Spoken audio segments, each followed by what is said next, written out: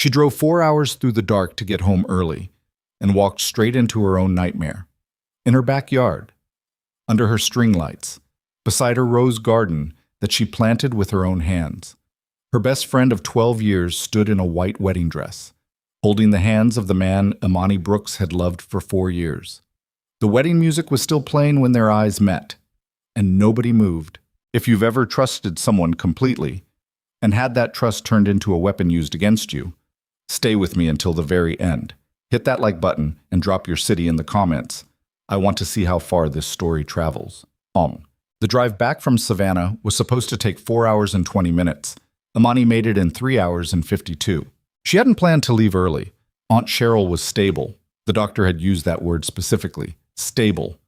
And Imani had written it down in the small notebook she kept in her purse because she had learned long ago that in hospital corridors, words disappeared the moment they were spoken. Stable. She'd underlined it twice. Then she'd sat in that pale green waiting room for another 6 hours just to be certain, drinking bad coffee from a machine that took her dollar and gave back something that tasted like burnt rubber and disappointment. By Thursday morning, Aunt Cheryl was sitting up in bed arguing with a nurse about the remote control. That was when Imani knew she could go. She packed her overnight bag slowly. She was a woman who did most things slowly, not because she lacked urgency, but because she had spent 32 years learning that rushing produced mistakes, and she had already made enough of those to last several lifetimes. She folded her extra blouse. She tucked her toiletry bag into the side pocket of her duffel. She kissed Aunt Cheryl on the forehead and told her she loved her, and Aunt Cheryl, 71 years old and sharp as a blade even in a hospital gown, grabbed her wrist before she could pull away. "You look tired, baby." "I'm fine." "You always say that." "Because I'm always fine." Aunt Cheryl gave her the look, the one she'd been giving Imani since Imani was 9 years old and lying badly about breaking a window with a baseball. "Minjae treating you right?" Imani smiled. It was the smile she'd practiced, warm enough to be convincing, controlled enough not to crack. "He's good, Auntie." Aunt Cheryl released her wrist but didn't look convinced. She never looked convinced about Minjae. She'd said so exactly once, 18 months into Imani and Minjae's relationship, at a family cookout where he'd shown up 40 minutes late in a car that cost more than some people's houses. "That man has too many doors," Aunt Cheryl had said. "Man that busy keeping doors shut is hiding something behind every one of them." Imani had laughed it off. She was embarrassed now. Driving north on I-16 with the windows cracked and Solange playing low through the speakers, that she had laughed it off. She wasn't thinking about Minjae, though. Not specifically. She was thinking about her 7th graders who had a reading comprehension test on Monday that she hadn't finished grading. She was thinking about the leak under her kitchen sink that she'd been meaning to call someone about for 3 weeks. She was thinking about the rose garden in the backyard, which needed watering, and whether she had left the back porch light on. She was not thinking about the fact that when she'd told Minjae she was going to Savannah for the weekend, Thursday through Sunday, she'd said, "I'll be back Sunday evening, maybe Sunday night." Something had shifted in his face. Something small and fast, like a shadow crossing a wall. She'd clocked it and dismissed it. He'd smiled after, kissed her temple, said, "Take care of your aunt, baby. I'll be here when you get back." She'd driven away and not looked in the rearview mirror. Now it was Friday afternoon, and she was 40 minutes from home, and the only thing she wanted was a shower and her own bed and 8 hours of sleep that nobody interrupted. She almost stopped for gas in Macon. Her tank was at a quarter, and she could have pulled off, could have taken another 15 minutes, but she was tired and close, and she told herself she'd fill up tomorrow. She kept driving. That decision, that small, unremarkable decision about a gas tank, would live in her memory for years afterward. Not because it was significant, but because if she had stopped, she would have been 30 minutes later. And 30 minutes later, it might have been over. She might never have seen it. She pulled onto her street at 4:47 in the afternoon. She noticed the cars first. There were too many of them. Parked along both sides of the residential street in a way that said event, not neighborhood. 3 of them in front of her own house, including a black Escalade she didn't recognize and a silver Mercedes that belonged to someone she couldn't immediately place, but that nagged at her with a familiar wrongness. She slowed down, frowning, and had to park half a block away because there was nowhere closer. She sat in her car for a moment. The street was quiet. Afternoon sunlight lay long and gold across the pavement. A dog barked somewhere. A child's bicycle was tipped over on the neighbor's lawn. Everything looked normal. Everything was normal. She got out of the car, duffel bag over one shoulder, and walked toward her house. The front door was closed. The curtains were drawn in the living room window, which she noticed but didn't quite process, because she was already pulling out her keys and thinking about whether she had ibuprofen in the medicine cabinet, because she had a headache building behind her left eye that had been building since Macon. She went around the side of the house. She used the back gate, the one that opened directly into the backyard, because the duffel was heavy, and the path from the back gate to the kitchen door was shorter than going through the front. She'd been doing it that way for 3 years. Muscle memory. She pushed the gate open without thinking, and then she stopped. The sound hit her before her eyes could process what they were seeing. A slow, deliberate melody from a string quartet she couldn't identify, drifting out across her backyard in the warm September air, and underneath it the low murmur of people, 20 or 30 of them standing in careful rows on the grass, dressed in their best clothes, faces turned toward the rose garden. Her string lights were on. The ones she'd spent an entire Saturday in May stringing between the oak tree and the back fence, because she'd wanted the backyard to feel magical, because sometimes the world was too hard and you needed a little magic in your own space. They glowed soft gold in the afternoon light, unnecessary but beautiful, the way she'd always imagined them. Under those lights, beside her rose garden, stood Nia Carter, in a white dress.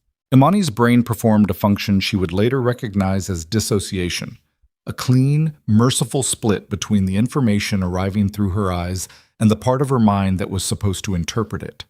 She saw Nia, she saw the dress, she saw the flowers woven into Nia's locks, small white blooms that Imani recognized as ranunculus from the garden beds along the fence, because she had planted those herself from seeds she'd ordered online. She saw the man standing with his back to her, broad-shouldered in a dark suit, his hands open and reaching toward Nia's. She recognized the suit. She'd picked it out. She'd stood in a department store in Buckhead 6 months ago and held up 2 jackets and asked him which one he liked better, and he'd said, "You choose," because he always did that, deferred to her on things he called minor, and she'd chosen the darker charcoal because it brought out the line of his jaw, and he'd worn it to a dinner she'd cooked for the 2 of them on their 4th anniversary, and she'd thought then that she was the luckiest woman she knew. Minjae. The name arrived in her head like a stone dropping into still water. For a long moment, she would never be able to calculate exactly how long, but it felt like the length of a held breath. Nobody moved.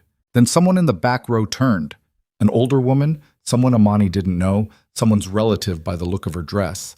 And her eyes went wide and she made a small sound, and the sound was enough. Heads turned. The murmur died. The string quartet, a recorded track she realized now, playing from a Bluetooth speaker on the patio table, kept going for 3 more bars before someone cut it off with a fumbling swipe. Nia saw her. Minjae turned around. Imani did not scream. She did not cry. She did not throw her duffel bag. She did not say anything at all.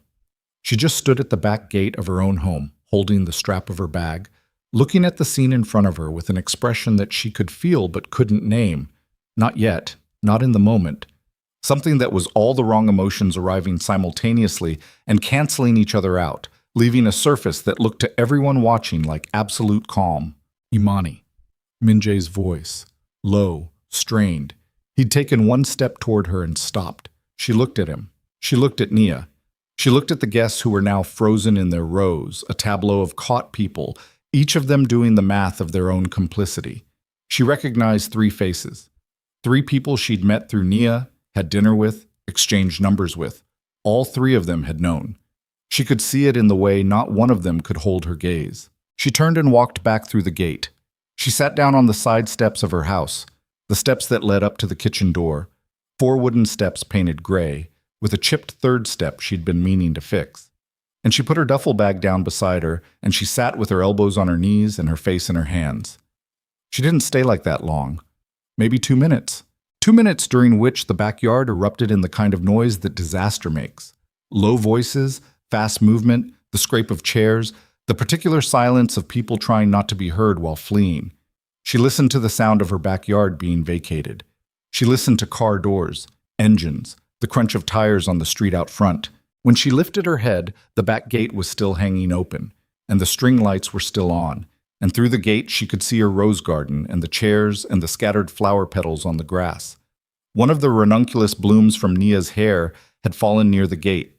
It was lying in the dirt with its face up, white and perfect and obscene. She went inside. She filled a glass of water at the kitchen sink and drank half of it. She stood at the counter with her hands flat on the cold granite. The kitchen smelled normal. Coffee from this morning? No, that wasn't right. She hadn't been here this morning, and the smell was too fresh. Coffee from today? Someone else's morning, in her kitchen, using her machine. She set the glass down carefully. The back door opened. She heard him before she saw him, heard the specific weight of his footfall, the way he always came in from the left because he favored his left side. An old injury in his right knee he'd never fully explained to her. Imani. She turned around.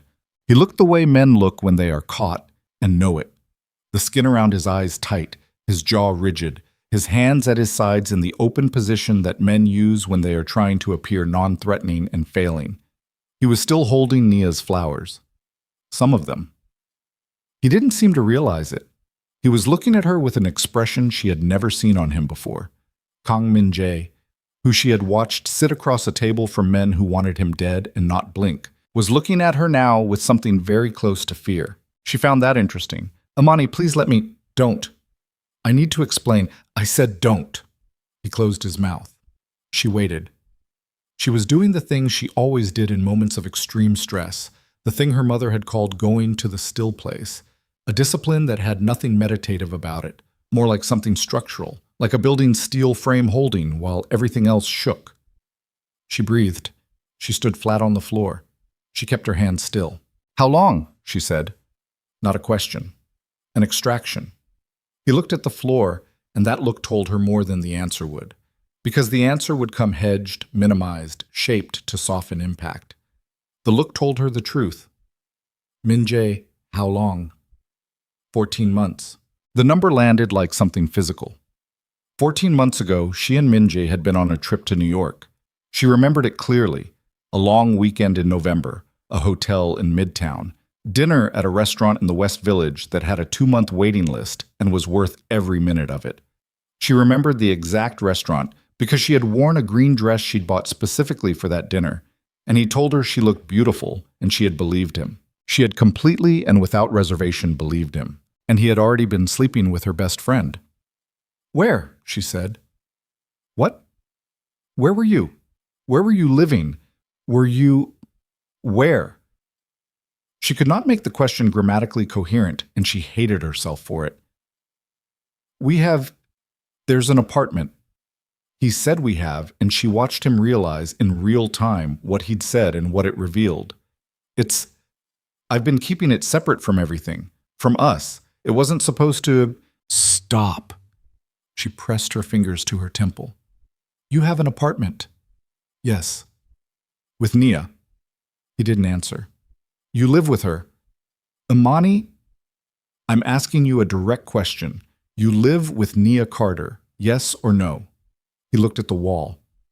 Yes.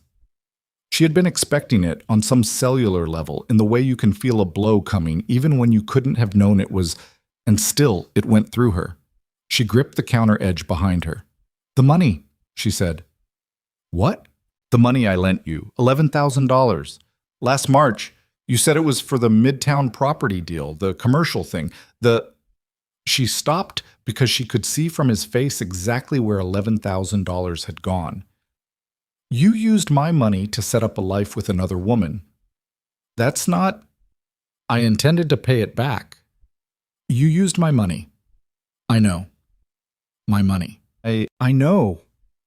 His voice cracked slightly on the second one, and she registered that he was not, in this moment, fully in control of himself. And she registered simultaneously that she did not care, and the distance between those two registered facts was the first sign of something changing in her, something settling into alignment like a bone snapping back into its socket, painful, irreversible, clarifying. Get out, she said. Imani, I love you. I need you to know that. What happened? It got out of control. It was never supposed to. Get out of my house, please. He moved toward her and she took one step back, and something in that step stopped him. Please don't do this. I know what I did. I know how bad this is, but I... You held her hands, she said, in my backyard, under my lights, in a suit I picked out for you. She said it quietly, slowly, with the deliberateness of someone who has finally found the exact weight and shape of a thing. And you're standing in my kitchen right now telling me you love me. He didn't have an answer for that. There wasn't one. Leave, she said, or I call the police.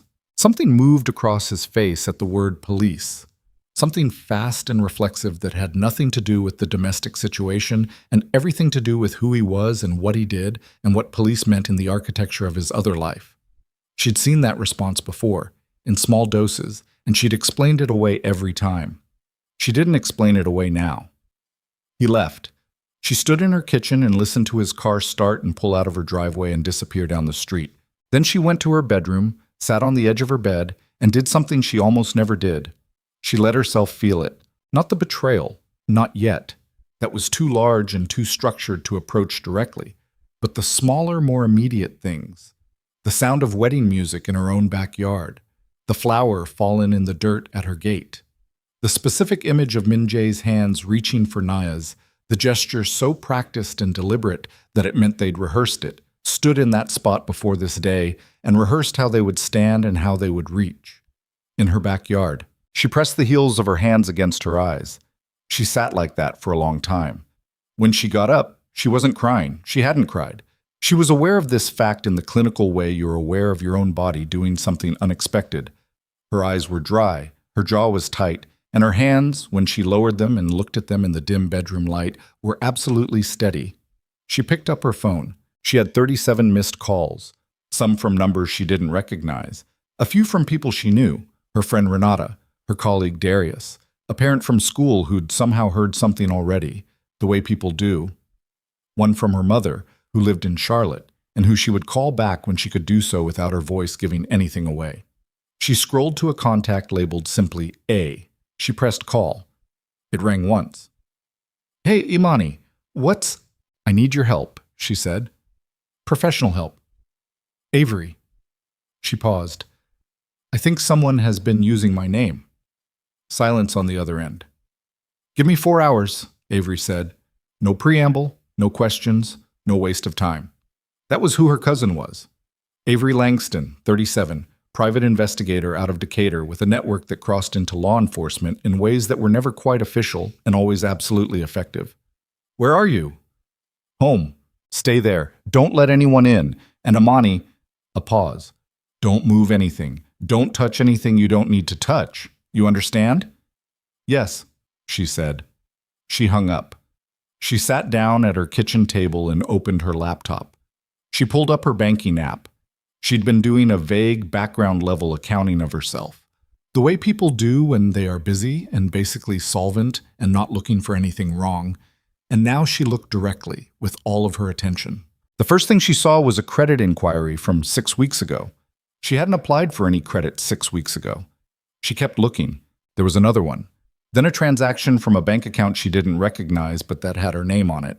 Imani Renee Brooks, listed as co-account holder on a statement she'd never opened, and a lease she'd never signed, and a utility account that was currently billing an address in Midtown that she had never lived at, but where someone had been paying electricity for 11 months.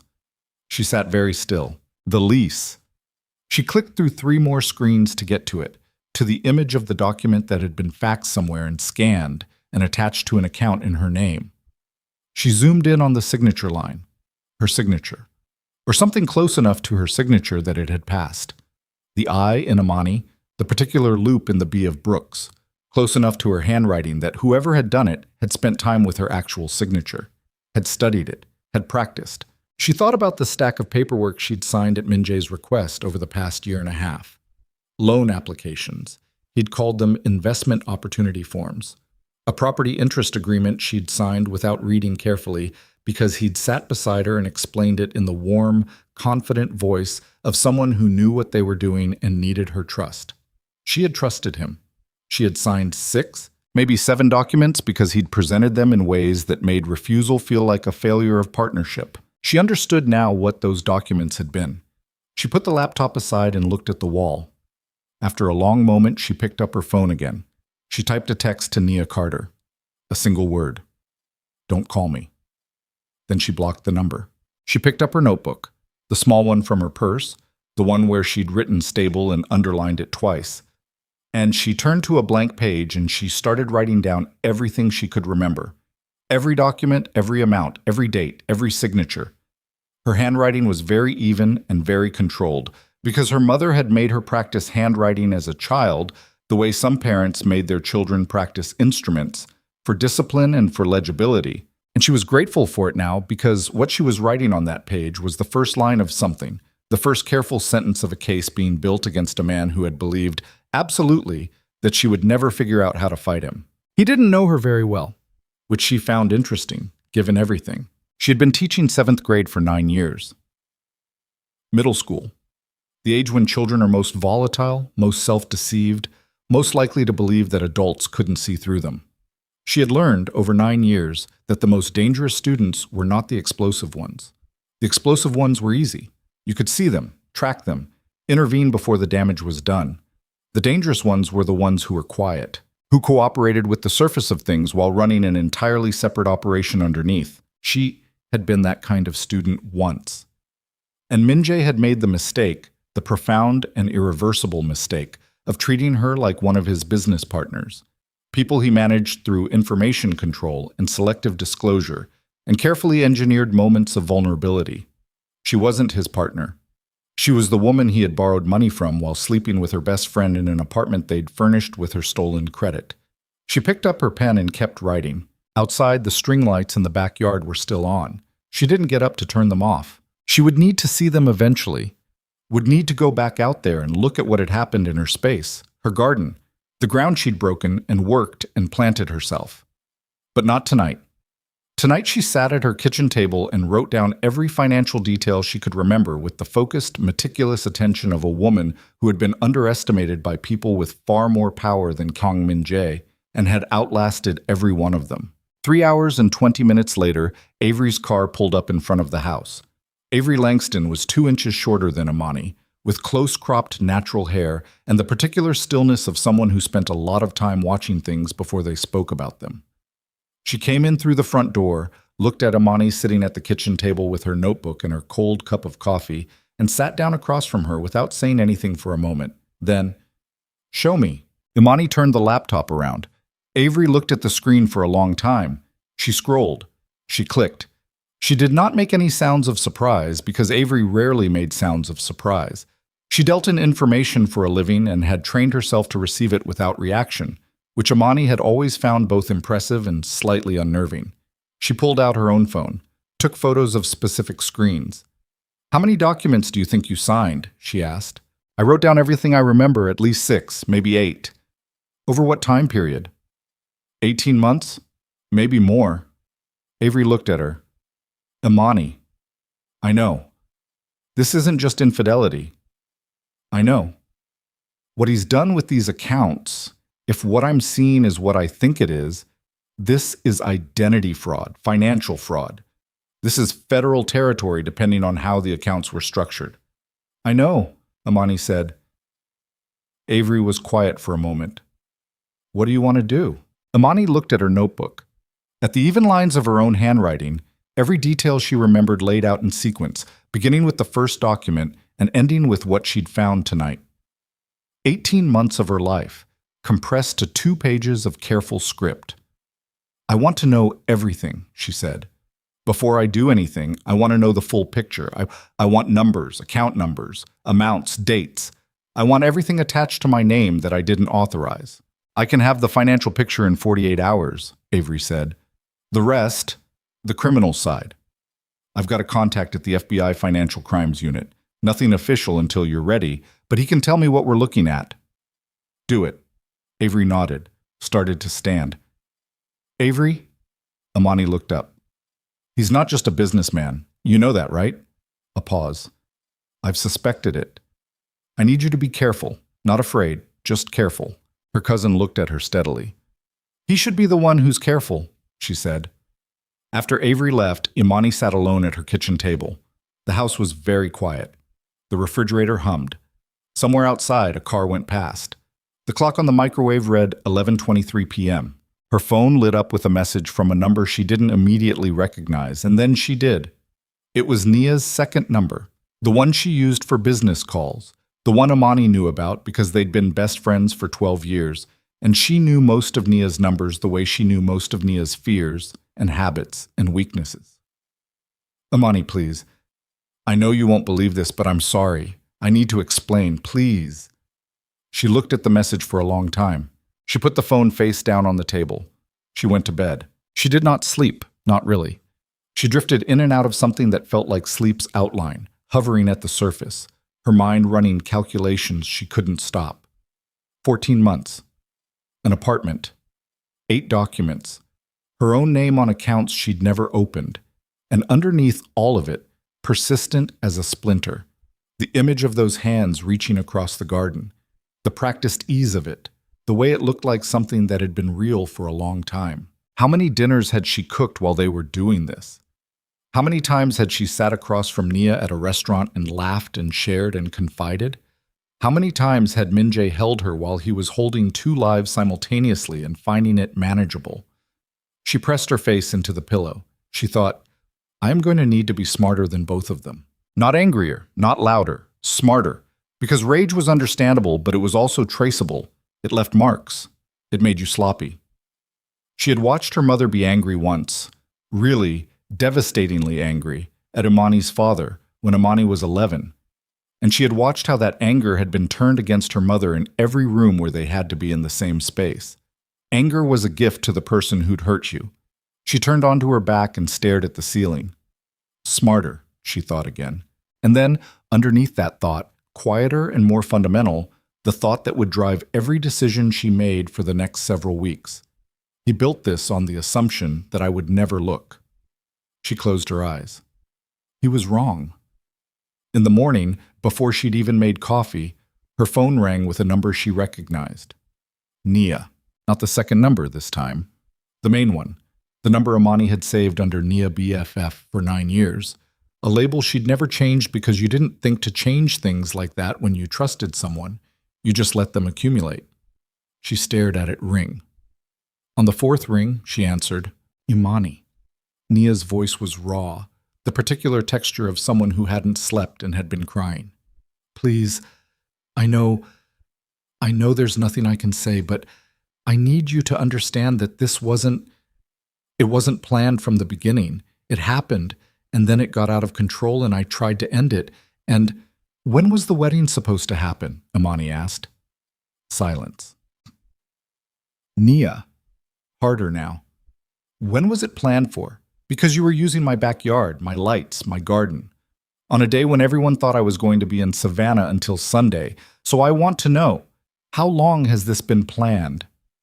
The silence stretched. And in that silence, Imani heard something. A quality of hesitation that had a specific shape. It was the hesitation of someone who had realized, too late, that they were about to answer a question that revealed more than they'd intended. Nia, she said, I need you to tell me right now. Did everyone there know I was supposed to be gone? And Nia, crying and sorry and unraveling, made the mistake that changed everything. She told the truth. The truth came out the way it always does. Sideways, through a crack that wasn't supposed to be there. Everyone knew you were supposed to be gone until Sunday, Nia said, and then she stopped. And the stopping was the sound of someone who had just walked off a ledge and was still falling and hadn't hit the ground yet. Imani sat very still on the edge of her bed. Say that again, she said. Imani, I need you to say exactly what you just said. Again. I didn't mean it like Nia. Her voice was so quiet it was almost nothing. You just told me everyone knew I was supposed to be gone, which means everyone there yesterday knew the plan, which means everyone knew about the 2 of you, and everyone knew it was my backyard. She paused. And nobody called me. The crying on the other end changed register, became something smaller, more cornered. How long, Imani said, has the wedding been planned? Silence. I'm going to find out either way. I want to hear it from you. 3 months, Nia whispered. 3 months. Imani pressed her free hand flat against the mattress. 3 months of planning, 3 months of venue decisions, her own backyard, the backyard she'd described to Nia in detail after she'd spent that whole Saturday in May stringing lights, texting Nia photos of the progress, saying, "Look how good it looks. You have to come see it." 3 months of Nia looking at those photos and thinking, "That's where I want to do it." 3 months of Minjae agreeing. 3 months of other people receiving invitations with a date that corresponded exactly with a weekend when Imani had already told Minjae she'd be away. "You planned it around my trip," Imani said. We just knew you'd be." "You planned it around my trip to Savannah that I told Minjae about, that you knew about because I told you too." A pause. "Did you know about the accounts, Nia?" "My accounts. The ones in my name." The silence that followed was a different kind, denser. "Did you know?" Imani repeated. "I didn't know the details." "That's not what I asked. I knew he was handling some financial things. He said you were involved, that I was involved." Imani stood up from the bed and walked to the window. Dawn was coming, gray and indifferent over the rooftops of her street, and she looked at it and felt nothing that resembled what she would have expected to feel.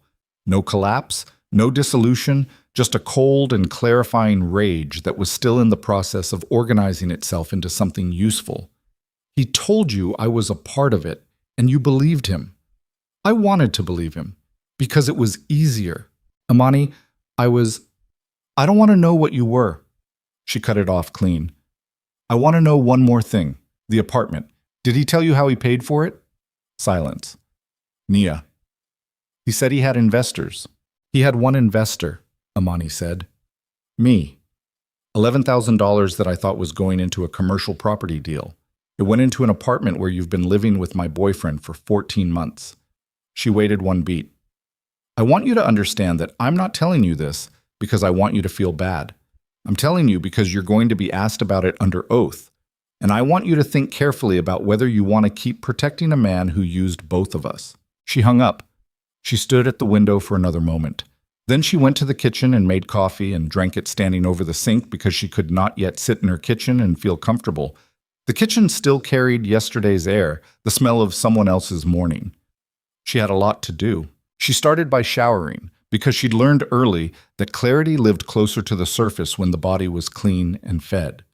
She stood under hot water until the bathroom was thick with steam, and then she got out and dressed in the most ordinary things she owned: jeans, a plain gray shirt, sneakers, because she was not going to perform grief today. She was not going to wear it on the outside where it could be read and assessed and used. By 8:15, she was back at her kitchen table with her notebook and her laptop and a list she'd started building in her head while she showered. By 9:30, Avery called. "How fast can you get to my office?" Avery said. 30 minutes. "Make it 25.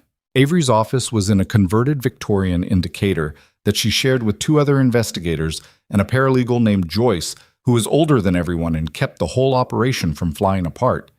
Imani had been there maybe 4 times over the years. She walked in and Joyce looked up from her desk and said, "Coffee's fresh," in the tone of a woman who had seen enough trouble walk through that door that she wasn't going to waste energy on shock. Avery was in the back room with 3 screens going and a legal pad covered in numbers. "Sit down," she said. Imani sat. "Okay." Avery turned one of the screens toward her. "In 48 hours I told you. I said 48 hours. She shook her head. "Didn't need 48 hours. This isn't complicated to find, Imani. That's the first thing I want you to understand. Whoever set this up, and we both know who, didn't take significant steps to hide it. He took steps to make sure you didn't look. Those are different things. Show me." 3 credit accounts in your name. 1 opened 14 months ago, 2 opened in the last 6. Combined available credit of $62,000. Current balance on all 3, she pointed at a figure, $38,000 and change. Most of the charges are consistent with apartment furnishing, high-end stuff. Some of it looks like travel. There are charges from hotels in Miami, Chicago, one in Honolulu. Imani looked at the screen. $38,000 on cards she'd never applied for. Buying furniture for an apartment she'd never seen. Funding trips she hadn't taken. "The signature on the original applications," she said. "Scanned copies right here." Avery pulled up another window. "It's good. Someone who knows your handwriting well. But it's not perfect. See the K in Brooks? Your K has a specific break. The upper and lower strokes don't connect. On these applications, they do. Small thing, easy to miss, but a forensic document examiner will clock it immediately. He had access to my signature because I signed actual things for him. Right, he had originals to work from. Avery leaned back. The lease on the Midtown apartment is the centerpiece. It's in both names, his and yours, which means on paper, you co-signed on a luxury apartment you've never been in. For how long? 13 months. Renewed once, 3 months ago. Imani put her hands flat on the table. The utility accounts list you as primary account holder. The parking garage downstairs has your name on the residential permit. Avery paused. Imani, there's one more thing. Tell me. There's a small business account, LLC, registered in your name 6 months ago. Imani Brooks Consulting, operating out of the Midtown address. She went completely still. I don't own a business. On paper you do. The LLC has had 3 invoices processed through it in the last 6 months. Client names are shell entities. I'm still pulling those threads, but the dollar amounts are significant. We're talking about $45,000 in invoiced revenue that passed through an account in your name and then was distributed to 2 other accounts. Where did the money go? One account I can trace. It's a holding account that's connected to several of Min Jae's known business entities. The other I haven't found yet. Imani sat with that for a moment. The numbers were getting large. The structure was getting complex.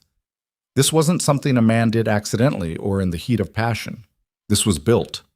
Carefully, incrementally, with the patience of someone who believed he had unlimited time because he had complete control over what the other person could see.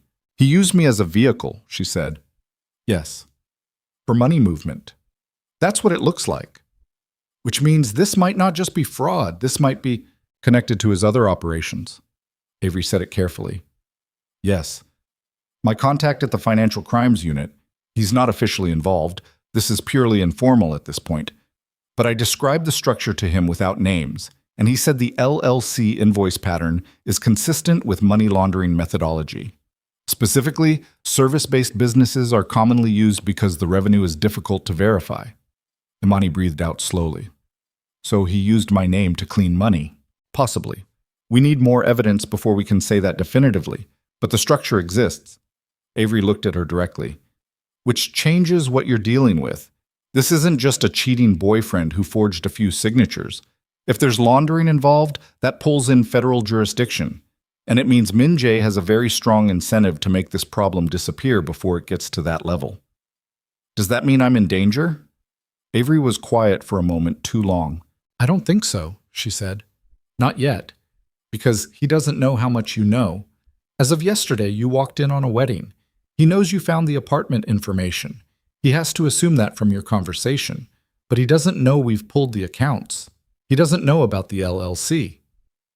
He'll figure out quickly that I'm not just sitting at home crying. How quickly? He knows me, Imani said flatly. Or he thinks he does. He might underestimate how fast, but he won't underestimate the direction. She paused. I want to file. I want to start the criminal complaint process today. Imani, I'd recommend waiting. I want it on record. I want it official. Even if we're still building the picture, I want a record that says I reported this today, not next week, today. Avery looked at her for a long moment, then she nodded. Okay, I'll set up the call with my contact. We go informal first. You tell him what you know. He tells you how to build the case. No official report until you're ready, but it creates a timestamp. Today, Imani said. Today, Avery agreed. The call happened at noon in Avery's back office, on a secured line that Avery used for sensitive conversations.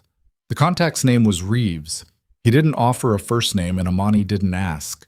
He had the careful, uninflected voice of someone who had spent a career receiving information without reacting to it. He asked precise questions, and she answered them precisely, and when she was done, he was quiet for a moment. Ms. Brooks, he said, are you willing to provide documentation? I have everything I can access digitally. Physical documents, the ones I actually signed. Those are wherever Min Jae keeps them. We can work with digital first. Are you aware of Mr. Kang's other business activities? Imani looked at Avery. Avery gave her a small nod. I know what he presents publicly, Imani said, I've always had reason to think there was something else. I don't have specifics.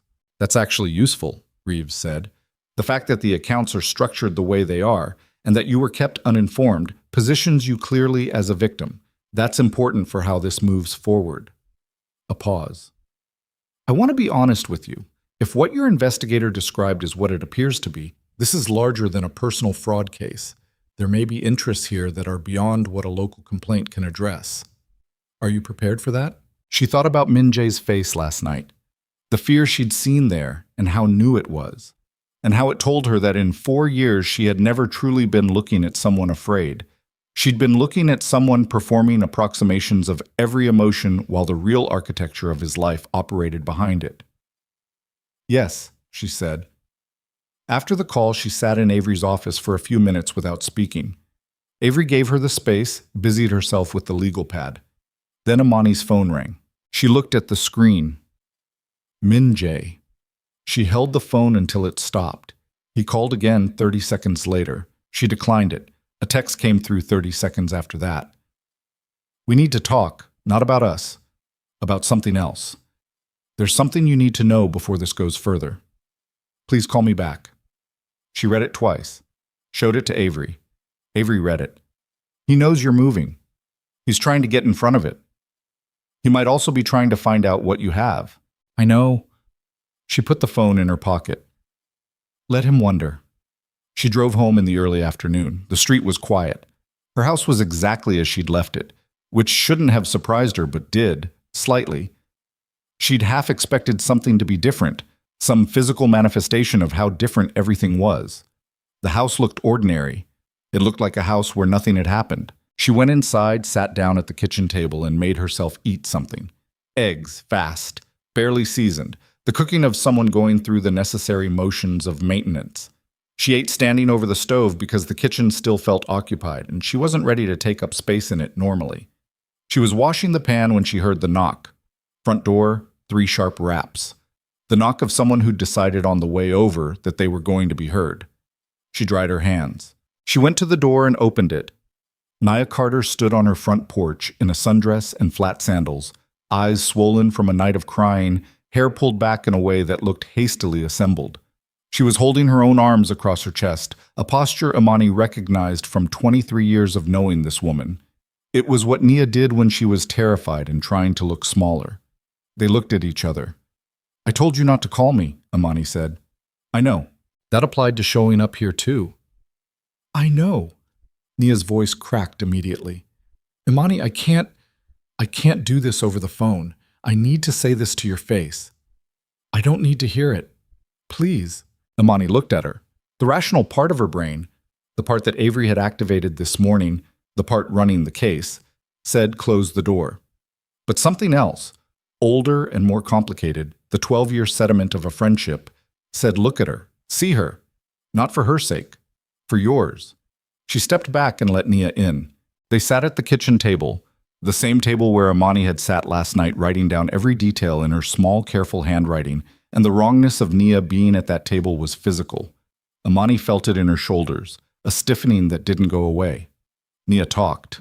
She talked for a long time. She talked about how it started. A night when Min Jae had come looking for Imani, but Imani wasn't there, and Nia was. And how she'd told herself it wasn't going to be anything, and then it was something, and then it was more. And she'd tried to stop it 3 times and hadn't managed to stop it once. She talked about the guilt. She talked about the way she'd avoided being alone with Imani because she couldn't hold the guilt and her face at the same time. She talked about Min Jae convincing her that it was going to end, that he was going to end things with Imani first, that the timing just wasn't right. Imani listened to all of it without interrupting. When Nia finally stopped, Imani looked at the table for a moment. Nia, she said, you've been my best friend since we were 19. You were in the room when my mother was sick. You were the first person I called when I got the teaching job. She stopped. And for 14 months, you have been sleeping in a bed that was partially paid for by money I lent the man you were sleeping with. Nia started crying.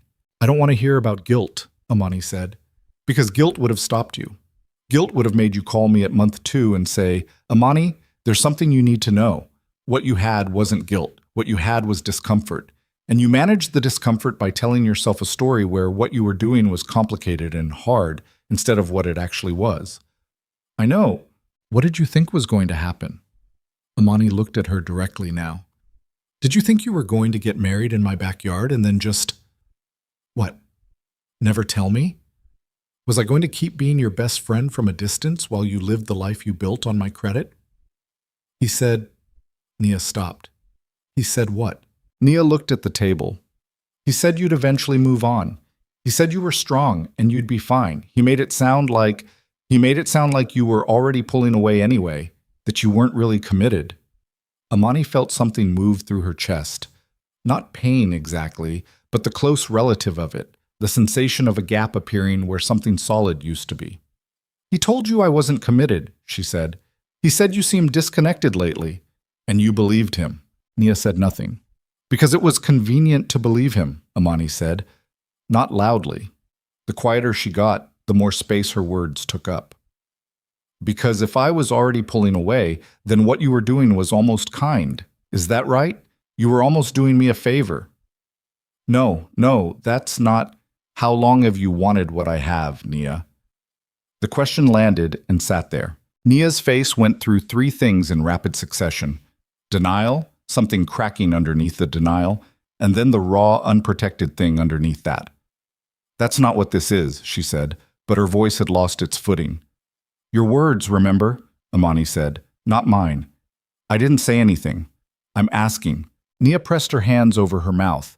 When she took them away, she looked like someone who had been holding their face together by force and just ran out of strength. I don't know when it started, she said. I looked at your life and I saw everything I wanted, and I told myself that wasn't why, that it was real with him, that's enough, Imani said. She stood up. I need you to leave now. Imani, I'm not angry at you, Nia. She said it the way you say a true thing that doesn't help anyone feel better. I'm something worse than angry. I'm done. Those are different. She walked to the front door and opened it. And when Avery's investigation is complete, and when the financial fraud case moves forward, you're going to be contacted. I'd recommend getting a lawyer before that happens. Whatever Minji told you about those accounts, you're going to need to be able to prove what you knew and what you didn't. Nia stood up slowly. You're going after him legally. I'm going after my name legally, Imani said. My credit, my identity, my money. Those things have my name on them. I'm getting them back. Nia stopped in the doorway. She looked at Imani with the expression of someone who is seeing a person clearly for the first time and doesn't know what to do with what they're seeing.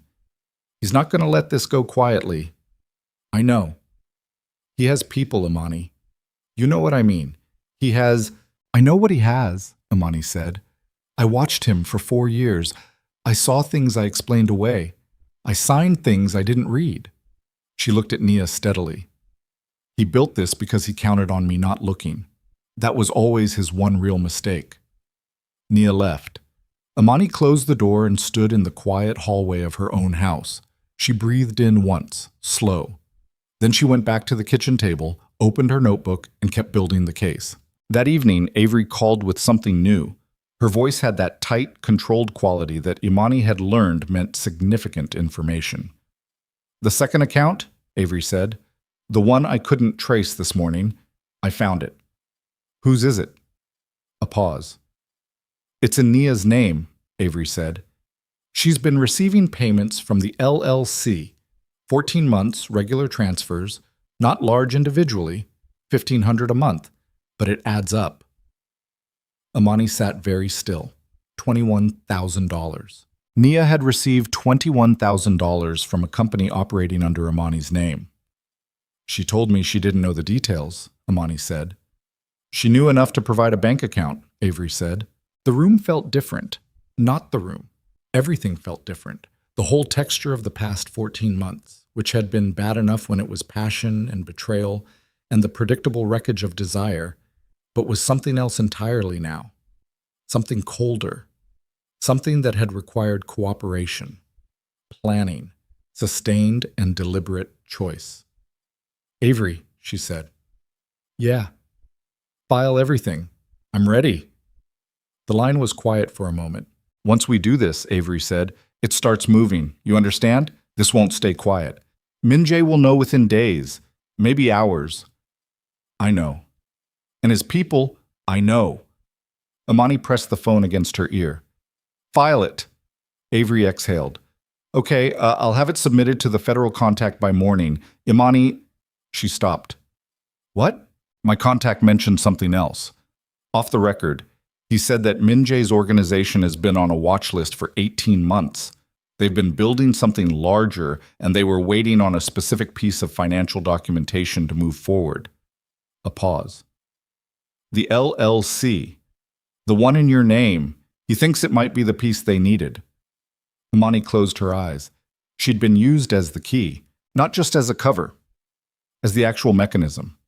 The documentation that a federal investigation had been waiting for, the missing link in a financial chain, had been sitting in her name for 6 months while she stood in front of a classroom teaching children how to read and had no idea. Does that put me at risk? She asked. It complicates things, Avery said carefully. It means we need to move carefully. Controlled. We can't just file and step back. We need to stay in communication with Reeves. Make sure the federal piece knows you're cooperative and we're victimized, not complicit. Yes, she sat with that word in the silent kitchen. Complicit. A word that meant something very specific in the law and something broader in the mouth of a man who had used her carefully for over a year and would now, when cornered, reframe everything to protect himself. She thought about Min-jae's text. There's something you need to know before this goes further. She understood now what he'd meant. He'd known.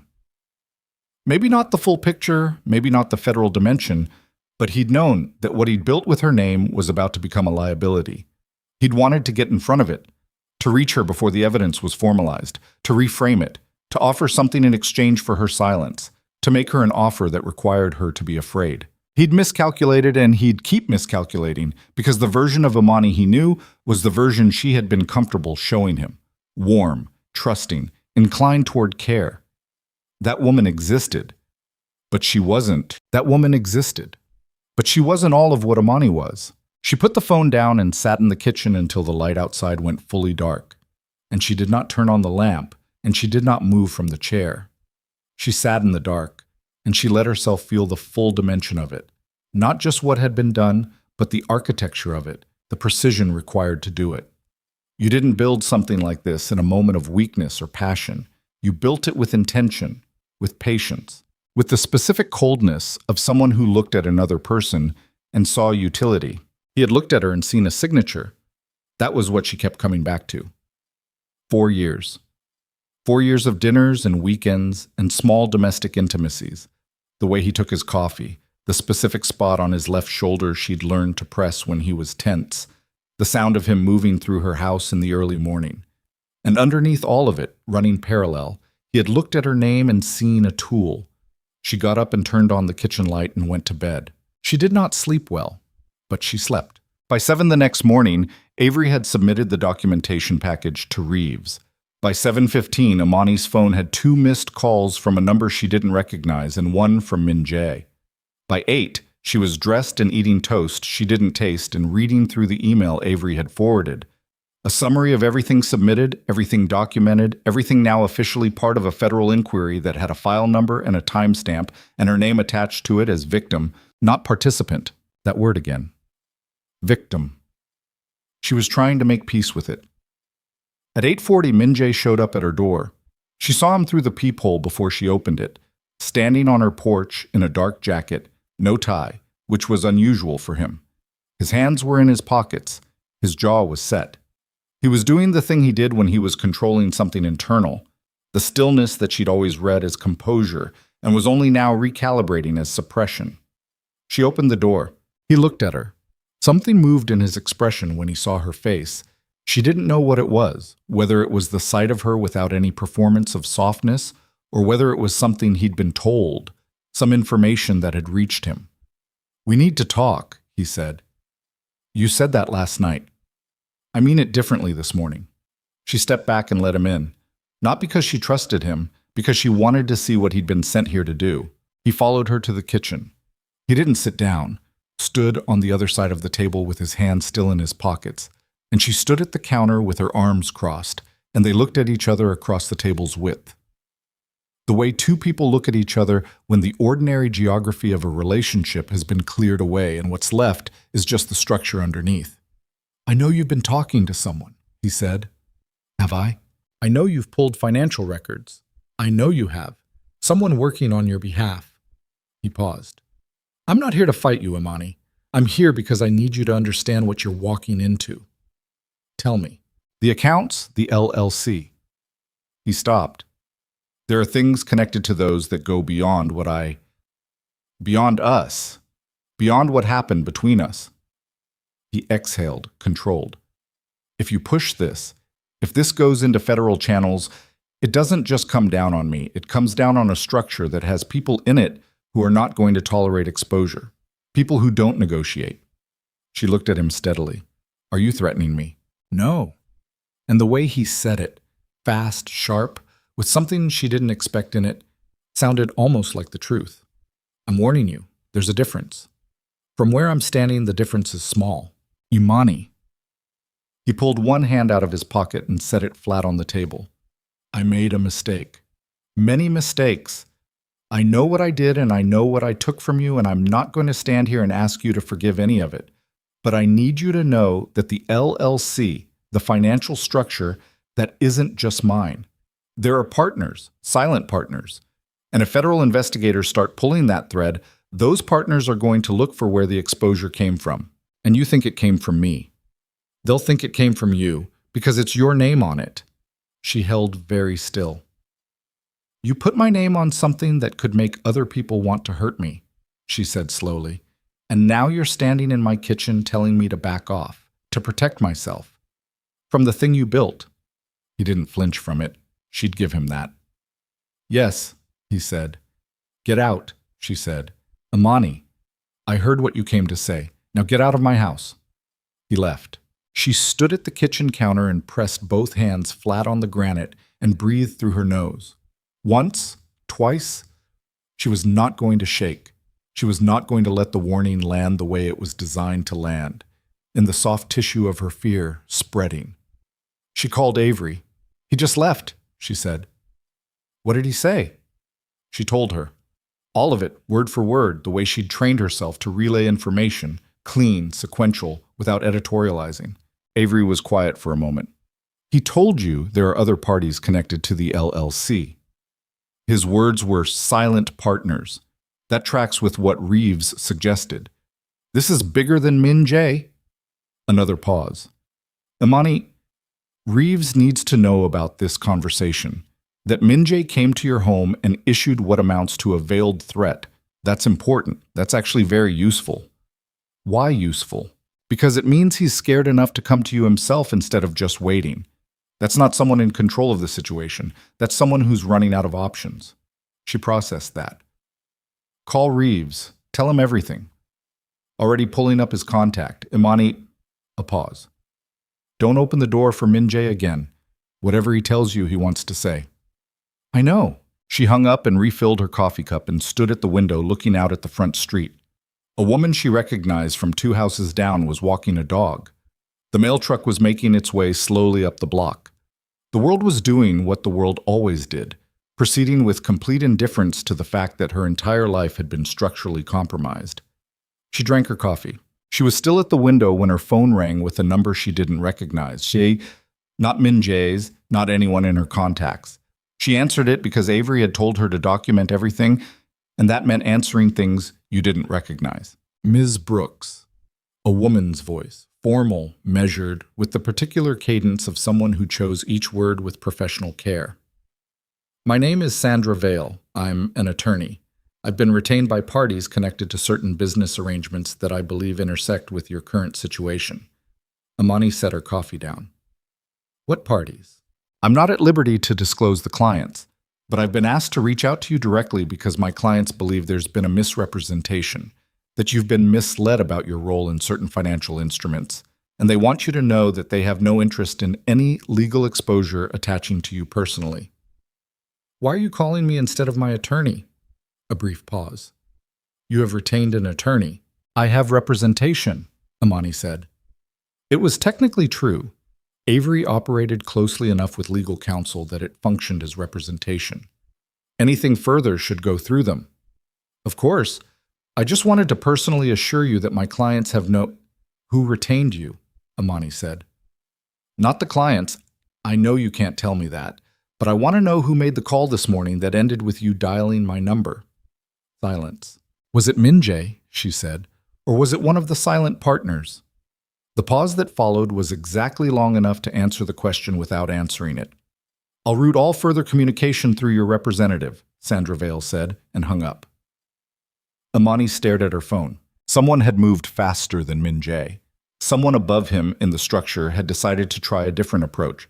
Not a personal conversation, but a legal contact. An attorney with plausible deniability. A voice that said, "We're not threatening you. We just want to make sure you understand your position," which was a threat in a suit. She texted Avery the attorney's name and number and the full content of the call. Avery's response came back in under 2 minutes. Sandra Vale is a corporate attorney, high-end clients. She doesn't do domestic fraud work. That call was from someone bigger than Minjae. Stay home today. I mean it. She stayed home. She graded papers in the afternoon. She had a stack of reading comprehension tests that had been waiting for 3 days, and her students needed them back. And she sat at the kitchen table with a red pen and a rubric, and she graded them methodically, one by one, because she was still a teacher, and her students still had a test, and ordinary things still required her attention, even when everything else was burning. She was midway through the stack when she heard her phone buzz with a notification. She looked at it. Nia Carter had posted to Instagram. The post was 3 photos. The first was the backyard, her backyard, lit by her string lights, the rose garden visible in the soft gold, the chairs arranged in their rows. The second was Nia in the white dress, face turned slightly, the ranunculus in her locks, expression arranged into something theatrical and beautiful. The third was Minjae and Nia together, his hand on her waist, both of them looking at the camera with the careful, curated contentment of people who had decided this moment was the one they wanted documented. The caption read, "We did it our way. No apologies." Imani put the phone down. She picked up her red pen. She kept grading, but her hand was not steady for the next 4 minutes. She felt it. The tremor, slight, controlled, a physiological response she couldn't suppress because she was human, and she'd been trying to hold too many things for 4 days, and her body had its own timeline. She set the pen down and pressed her hand flat on the table until the tremor passed. She breathed. She picked the pen back up. She finished the stack. By that evening, the post had been shared 47 times. Most of the shares were people who recognized the backyard. Her neighbors, her colleagues, parents of her students, people in the Atlanta social fabric who knew her house, who had been to gatherings there, who sent her messages that ranged from stunned to furious on her behalf. 3 people tagged her in the comments before Nia deleted the tag function. Someone who had been at the wedding, one of the people whose face Imani had recognized in the guest rows, posted a comment that said simply, "This is Imani Brooks's yard," and let it sit there. The comment got 46 likes before Nia deleted it. Then she made the post private. Then she deleted it entirely. But the screenshots were already out. Avery called at 9:15 that evening, and Imani could hear something different in her voice. Not the controlled professional register of the past 2 days, but something with an edge in it, a tension that Avery didn't usually let through. "Reeves moved faster than I expected," she said. "Imani, the federal piece, it's not informal anymore. They've upgraded the inquiry. The LLC documentation triggered something they already had open. This is now an active investigation." "How active?" "Active enough that I got a call from Reeves directly, not through the usual channels. He wants to meet with you, in person, with a federal attorney present." Imani set down the glass of water she'd been holding. "When?" "Tomorrow morning, 9 o'clock."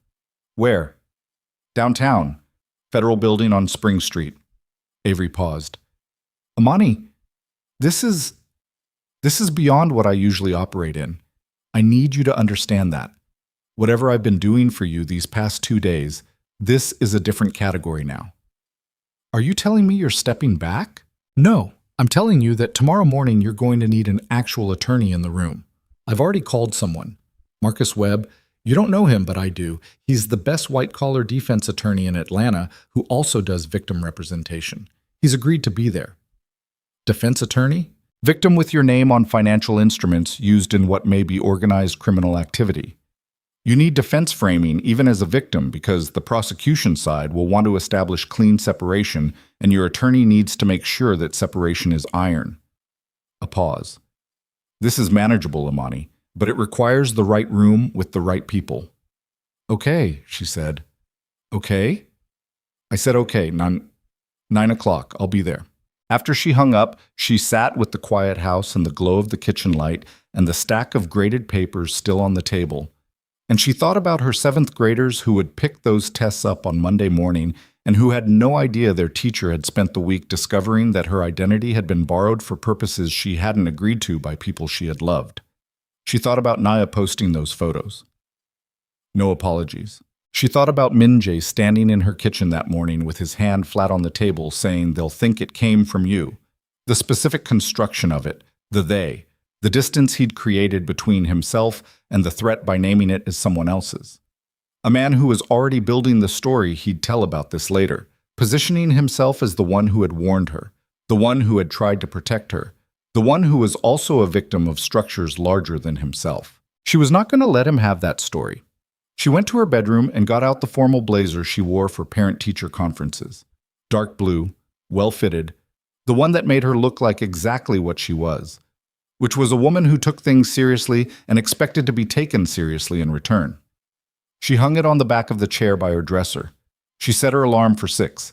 She was almost asleep when her phone lit up one more time. Not a call. A text. From Min-jae. And the text was longer than anything he'd sent her before, and something about the length of it made her sit up in the dark and read it. I know you're going to do what you're going to do, and I'm not going to try to stop you anymore. But there is one thing you don't know, and you need to know it before tomorrow. The LLC. There's a 3rd account attached to it that Avery won't have found yet because it's not in the normal banking infrastructure. It's in a name you're going to recognize. And when you walk into that federal building tomorrow and they show you the full picture, I need you to be prepared for what you're going to see. It's not going to be what you think it is. Call me. Just once. Please. She read it 3 times. She put the phone face down on the nightstand. She lay back and stared at the ceiling. The 3rd account. A name she would recognize. He'd been careful. He hadn't said whose name, hadn't given her enough to act on without calling him, which was the design of it, the hook in it. He needed her to call. He needed one more conversation before the federal meeting, one more chance to shape what she knew and how she knew it. She wasn't going to give it to him, but she lay awake for another hour anyway, because the text had done what it was designed to do. Put a question in her mind that she couldn't answer without him, and she hated that it was working, hated the specific impotence of knowing you were being played and still feeling the pull of it. At 6 in the morning, she got up and showered and put on the dark blue blazer and drove to the federal building. Marcus Webb was already there when she arrived. Early 50s, compact, with the careful eyes of someone who had spent decades reading rooms before entering them. He shook her hand and said, "I've reviewed what Avery sent me. You're in a better position than you might think." And she liked him immediately for not pretending the position was comfortable. Reeves was not what she'd expected. She'd built him in her mind as something more imposing, but the man who met them in the conference room on the 4th floor was unremarkable in the particular way that federal investigators sometimes were. Medium height, dark suit, close-cut graying hair. The manner of someone who had made himself invisible as a professional discipline. He introduced himself as Special Agent David Reeves and shook her hand and directed her to a seat. There were 2 other people in the room, a federal attorney named Chen who handled victim coordination, and a woman whose name was given only as Specialist Hart, who had documents in front of her that she didn't show Imani yet. They went through procedure first. Marcus confirmed her status. Chen explained the parameters of the conversation. Imani sat at the table in her dark blue blazer and answered preliminary questions and was steady and precise because she had been preparing for this in one form or another since she'd sat down at her kitchen table 4 nights ago and written the first line in her notebook. Then Specialist Hart opened the folder. "Ms. Brooks," she said, "I want to show you the complete financial structure as we've mapped it. The LLC at the center, the accounts we've identified, and the flow of funds. She laid a single-page diagram on the table and pushed it across. Imani looked at it. The LLC was at the center. Lines ran outward to accounts. She recognized the ones Avery had found, the credit accounts, the Midtown Utilities, the lease. There was Minjae's holding account. There was Nia's account, the one receiving the $1,500 a month transfers. And then there was a third account. On the far right of the diagram, connected to the LLC by a line with a different weight, heavier, indicating higher volume, was a third account, and beside it in the diagram's notation system was a name. She looked at the name. She read it twice. She felt the room shift. Not the room. Herself. Something inside her, some structural element she hadn't known was load-bearing until she felt it give way. Her face was still arranged correctly. Her hands were flat on the table. But somewhere below the surface, at the level where the self actually lives, something cracked. The name on the third account was Avery Langston, her cousin, her investigator, the person who had been in this building yesterday, the person who had called Reeves, the person who had moved this investigation forward, who had directed every step she'd taken, who had told her what to file and when and through whom. "Ms. Brooks," Reeves said carefully, "can you tell us about your relationship with Avery Langston?" She sat very still. 18 months. He'd said the LLC had been operating for 6 months, but the watch list on Minjae's organization, Reeves had mentioned 18 months. The length of time they'd been building toward this. The length of time someone inside the structure had been providing information, moving pieces, ensuring the case developed in a particular direction. She thought about Avery saying, "This isn't complicated to find, Imani. He took steps to make sure you didn't look." She thought about how quickly Avery had found everything, how precisely, how Avery had known which contact to call, which channels to use, how to position Imani as victim rather than participant, how smoothly every door had opened. You didn't get that fast from talent. You got that fast from already knowing where everything was. "Ms. Brooks," Reeves said again. She looked at him, and then she looked at the diagram again, at the line running between the LLC and her cousin's name. The account that had been receiving payments for 14 months, longer than Nia, larger than Nia, consistent and quiet and invisible, because Avery, of all people, knew exactly how to hide. Imani sat at that table and the room was very quiet, and Reeves was watching her with the particular patience of someone who had delivered information like this before and knew how long it took to land completely. The federal attorney Chen had her pen set down. Specialist Hart had her hands folded. Everyone in the room was waiting for Imani to fall apart, or to deny it, or to do the thing people did when the last solid thing gave way beneath them. She didn't do any of those things. She looked at the diagram for another 4 seconds, counted them, let the information finish arriving. Then she said, "How long have you known?" Reeves said, "We identified the account 8 days ago." 8 days ago? She kept her voice level. "Before I came to you?" "Yes." "So when Avery contacted you through what she described as an informal channel, we were already aware of Miss Langston's involvement?" "Yes." Marcus put his hand briefly on the table near hers. Not touching, just proximity. The attorney's version of a steadying gesture. She was aware of it and grateful for it and did not look at him. "The informal contact," she said, "when Avery called you and described the structure without names, was that a setup?" Reeves considered his words. "We allowed the contact to develop because we believed Ms. Langston was bringing you to us voluntarily and that your cooperation would be—" "Was it a setup?" she said again. Harder. "We used the contact to gather information about what Miss Langston was willing to disclose," he said, "and what she wasn't." "What wasn't she willing to disclose?" He gestured at the diagram. The line between the LLC and Avery's account. Her own involvement. Imani breathed out through her nose. She looked at the ceiling for one moment, one controlled, deliberate moment.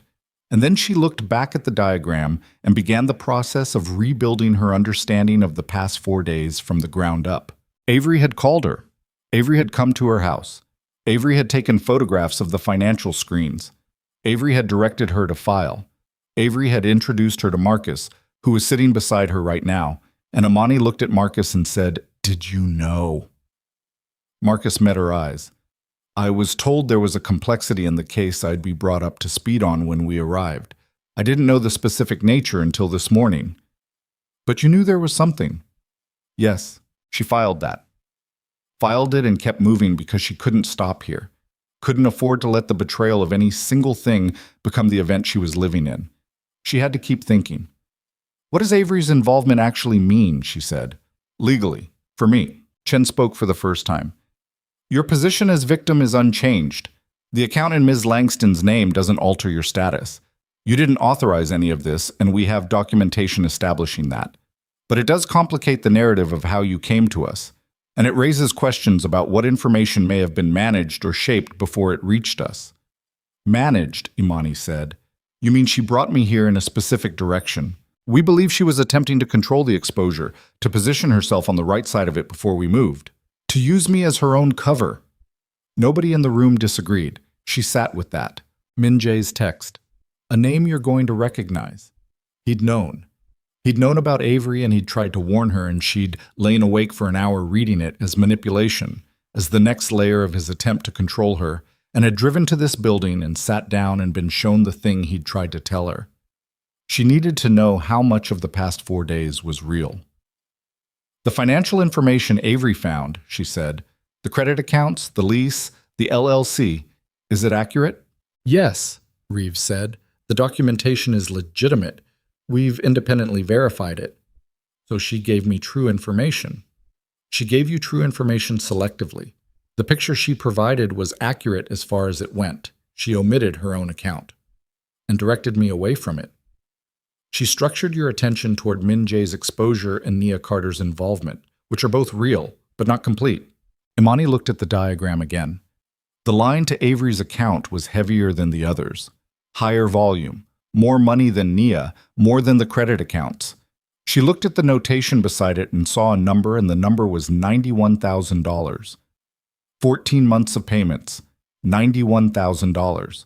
Not $1,500 a month like Nia. More, much more. What was she paid for, Imani said. Reeves and Chen exchanged a glance. Hart opened a second folder. Ms. Langston has been operating as an information broker, Reeves said. She has connections inside law enforcement, legitimate connections from her professional career, and she has been providing intelligence to Min Jae's organization about active investigations. Watch lists, federal inquiry timelines, when things were moving and when they weren't. Imani felt something go cold behind her sternum. She was telling him when to move, she said. We believe so. For 14 months. Yes. She stopped, started again. I called her first the night I found out. She was the first person I called. We know. And the full shape of it arrived. She called you after I called her. She said she had an informal contact, but she wasn't bringing me to you. She was attempting to reach us first, Reeves said, before you could, to shape the approach, to make herself the cooperative party before you independently filed.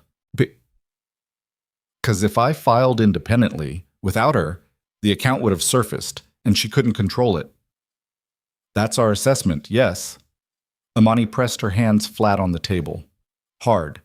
Felt the edge of the table against her palms, the physical reality of it, the solidity. Marcus leaned forward. What do you need right now, Ms. Brooks? I need 5 minutes, she said. Nobody argued. She got up and walked to the windows on the far side of the room and stood looking out at the street below. Spring Street, Atlanta, an ordinary Friday morning, cars and pedestrians and a food truck on the corner, and all of it proceeding with the absolute indifference of the world to private catastrophe. And she stood there and breathed. Her mother, Charlotte. She should call her mother. The thought arrived from somewhere lateral, disconnected from the case, from the room, from all of it.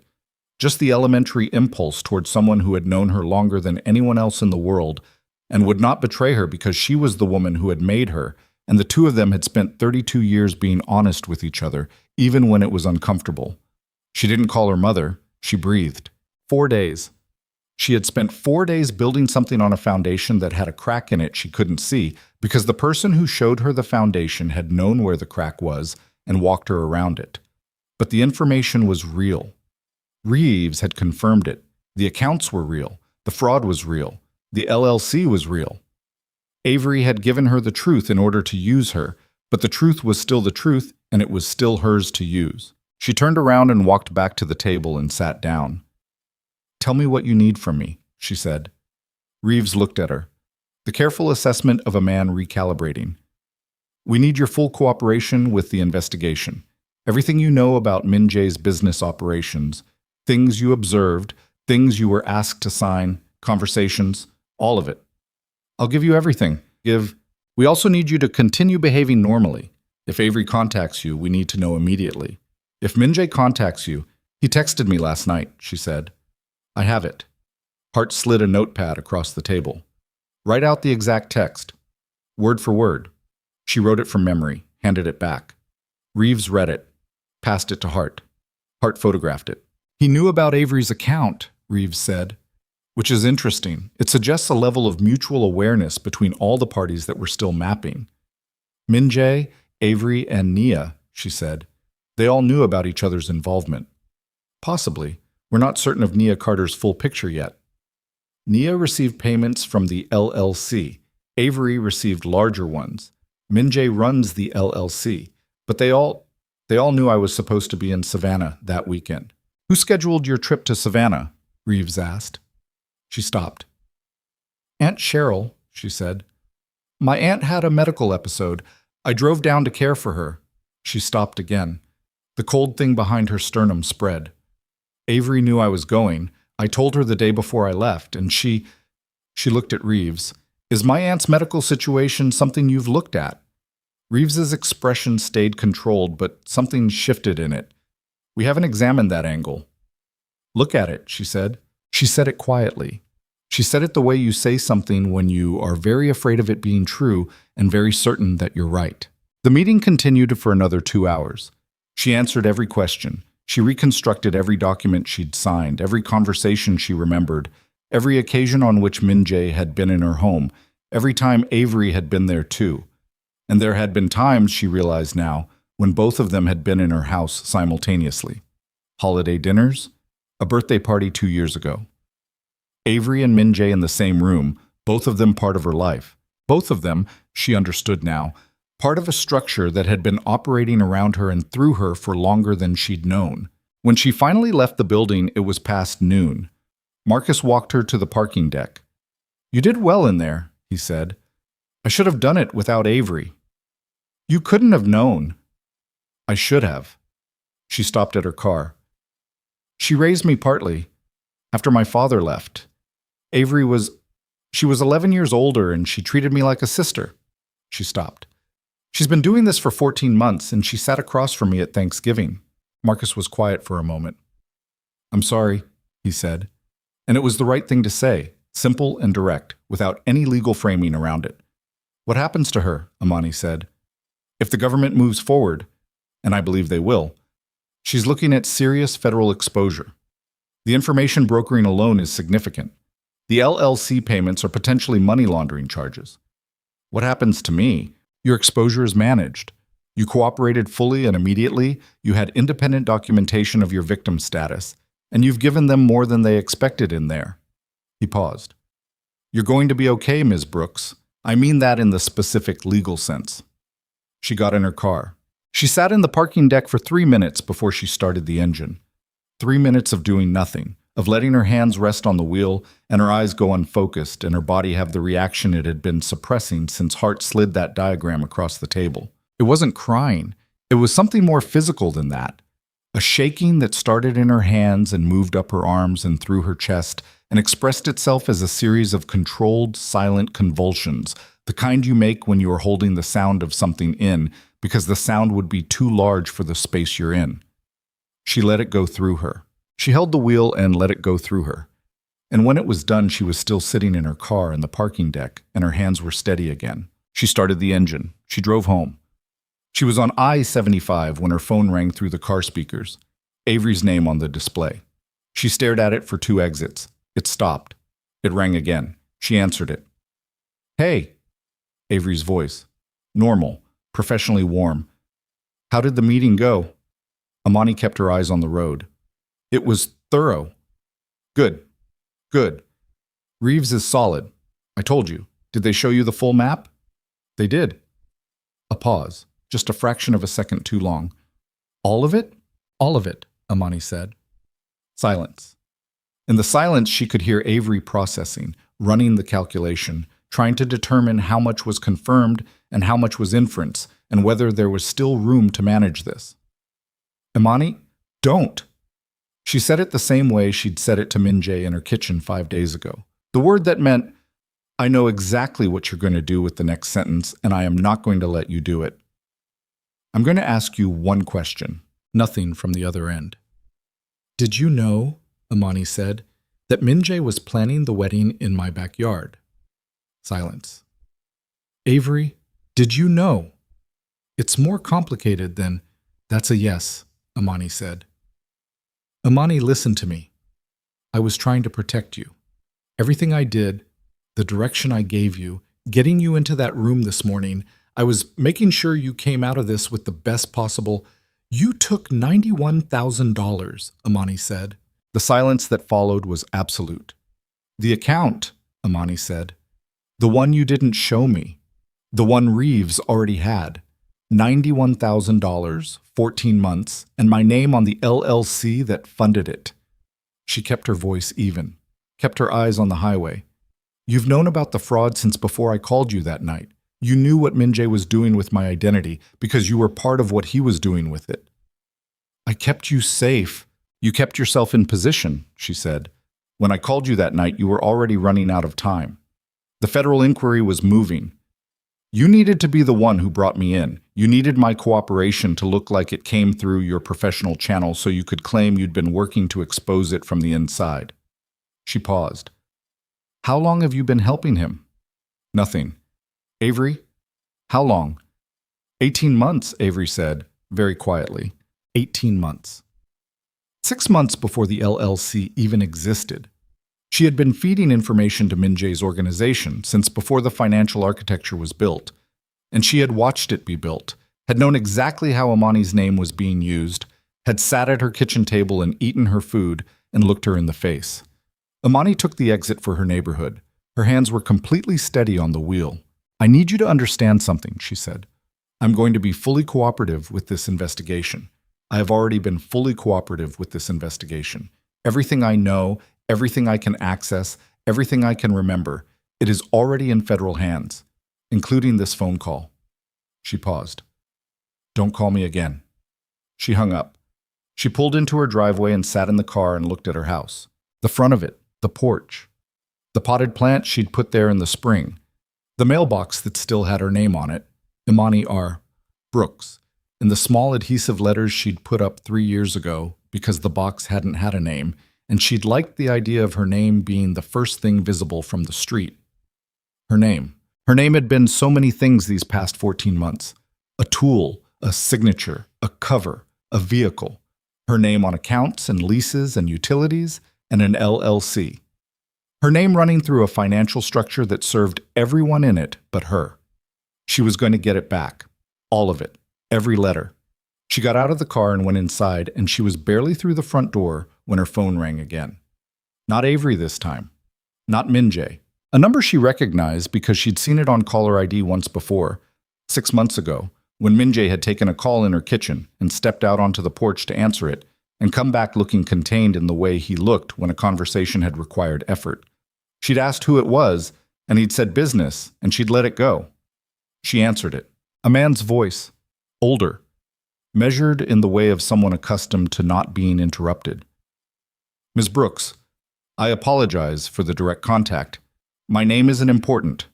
What's important is that you understand that the matter we've been discussing through various channels has reached a point where a direct conversation between you and me would be mutually beneficial. She stood in her hallway. Who are you? Someone who has a significant interest in how the next 72 hours unfold. I understand you met with federal representatives this morning. I understand you've been cooperative. A pause. I want to make you an offer. I'm not interested. You haven't heard it. I don't need to. Ms. Brooks. A shift in the voice, not threatening exactly, but the removal of something, a warmth that hadn't been warmth so much as a performance of it. The LLC in your name, the financial instruments. My attorneys can have all of it, every account, every transaction, every document bearing your name, fully discharged and removed within 48 hours. Clean record. No federal entanglement.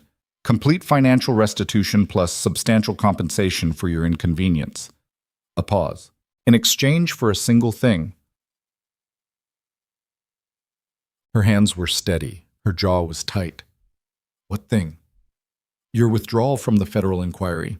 A statement to your attorney that you've reconsidered your cooperation and wish to pursue the matter through civil channels only.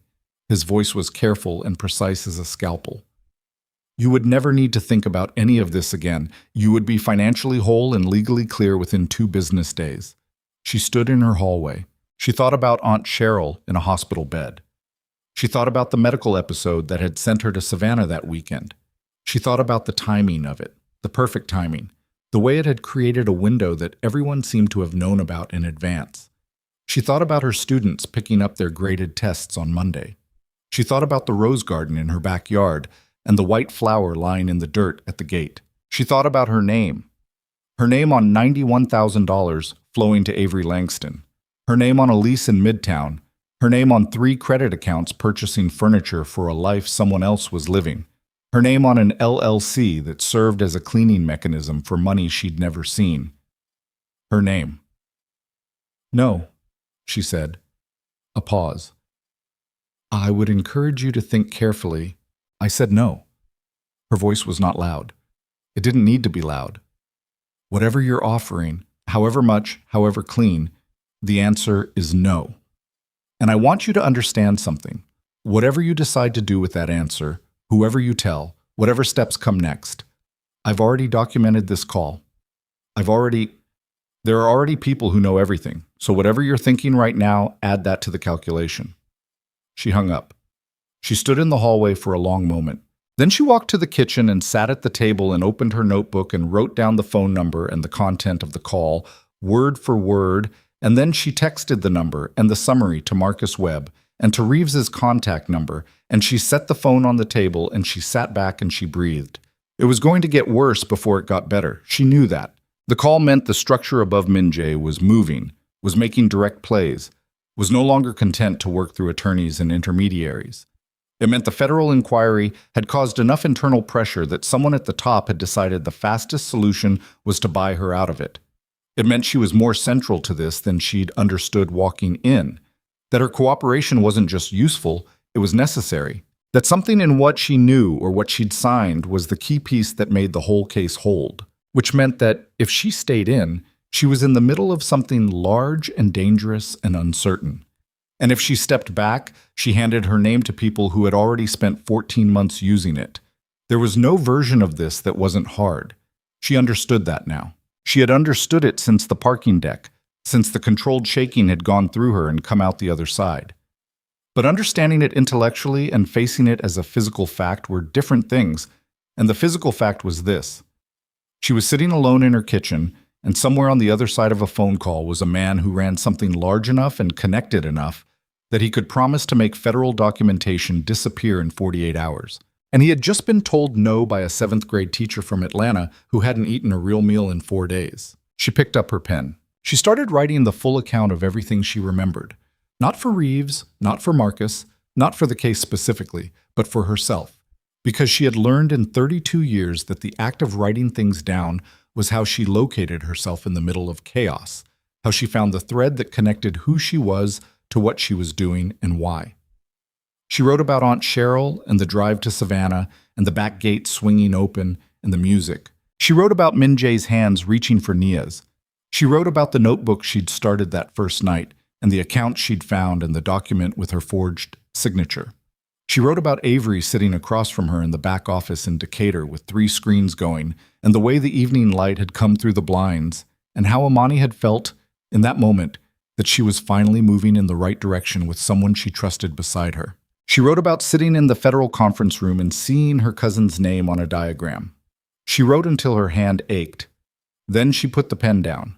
Her phone lit up. Not a call. An alert. A news notification, the kind that arrived when something in her search terms was flagged by an app she barely used. She looked at it. The headline was brief.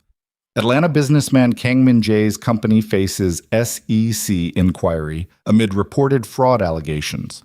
The story had been filed 40 minutes ago. Someone had leaked to the press. Not Reeves. Too early. Too uncontrolled. Someone inside Min Jae's own structure. Someone cutting loose, creating distance. When the structure started to fracture, it did it fast, she was learning, each piece trying to separate from the one below it. Min Jae would see this headline and he would know the ground had shifted. Her phone rang. Min Jae. She stared at it. She thought, "You have one conversation left with this man. Make it count." She answered. "I saw the text," he said immediately. His voice was different now. The control was there, but it was working harder, like a lid on something. "I know you went to the building. I know you talked to Reeves. I know—" "Someone just called me," she said. "From your organization. They made me an offer." Silence. "I said no," she said. More silence. Min Jae, she kept her voice completely flat. "I need you to tell me one thing. Did you know what Avery was doing? Did you know she was my cousin when you recruited her?" The pause before he answered was the length of a man deciding whether the truth still cost him anything. "Yes," he said. She closed her eyes. 1 second. "You found her," she said. "You researched me. You found my cousin who had federal connections, and you recruited her before you were with me, or at the beginning of it, specifically because of her access to me." "Imani, was any of it real?" she said. 4 years. Any piece of it?" The silence was very long. "Yes," he said, and then quieter. That's what made it impossible to stop. She sat at the kitchen table in the house with her name on the mailbox outside, and the rose garden in the backyard, and the string light she'd strung herself on a Saturday in May, and she held the phone and she breathed once. "I'm going to finish this," she said, "and when it's done, I never want to hear your voice again." She hung up. She sat in the kitchen as the afternoon light moved across the floor, and she did not move, and she did not speak. And she was completely, utterly alone with the weight of what was coming.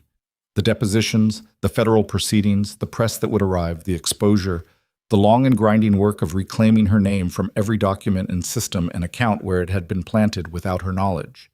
And she sat with all of it.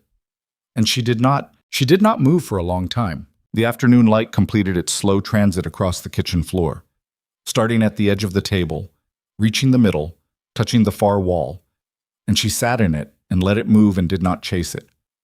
The phone was on the table in front of her. The notebook was open. The pen was down. Outside, the neighborhood was doing what neighborhoods do in the late afternoon. A lawnmower somewhere 2 streets over, a child called in for dinner, the specific slant of September light that made ordinary things look briefly beautiful and then ordinary again. She was not falling apart. She had expected to at some point in the past 5 days. She had expected a moment where the accumulation of it would exceed what she could contain and something would give. But what she found instead, sitting in the kitchen with Min Jae's last words still in the air, was a kind of clarification, like water that has been stirred going finally still, and you can see the bottom again. She picked up the pen. She wrote one more thing in the notebook. "The work is the only thing that was ever mine." She closed it. She called Marcus Webb. He answered on the second ring, and she told him about the phone call from the unnamed man, the offer, the exact words. She heard him writing. When she finished, he said, "You did exactly right." And she said, "I know." And he said, "I want you to come in tomorrow morning, 9 o'clock, different location, my office.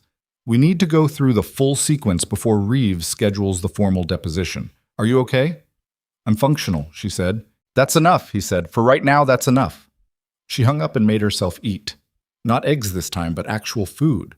Rice and vegetables she found in the refrigerator, standing over the stove and cooking with the automatic movements of someone who has fed themselves alone long enough that the process requires no thought. She ate at the kitchen table. She tasted it. She washed the dish. She went to bed at 9:15 and slept without interruption until 5:40 in the morning, which was the longest she'd slept in a week. The deposition happened 11 days later.